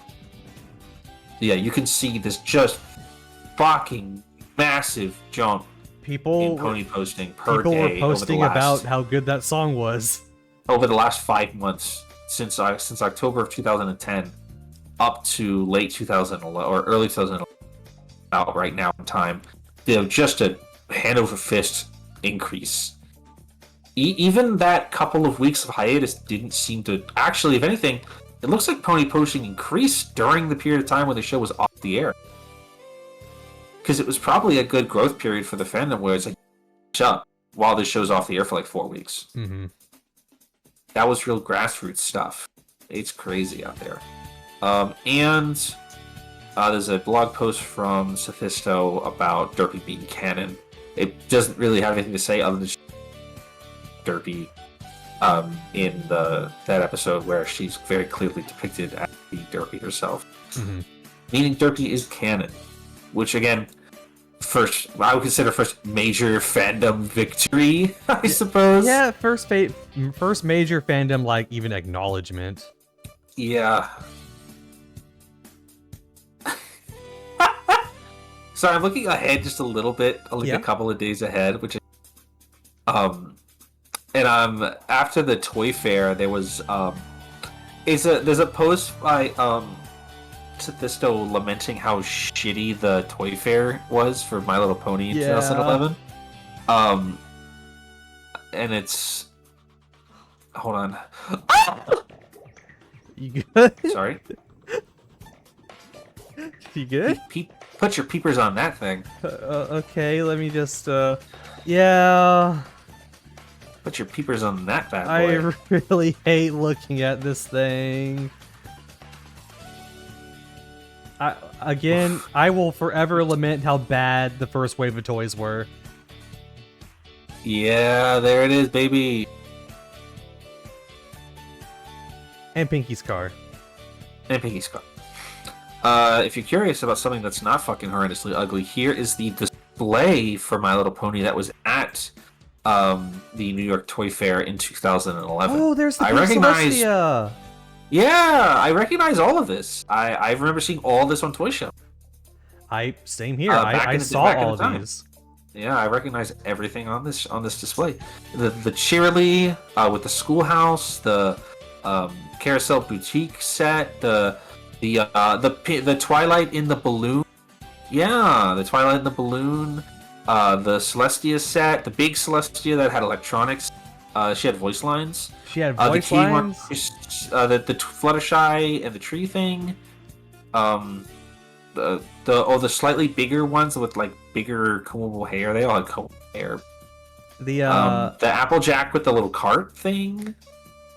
This would be the summer release set, and then they would do another fall release later on.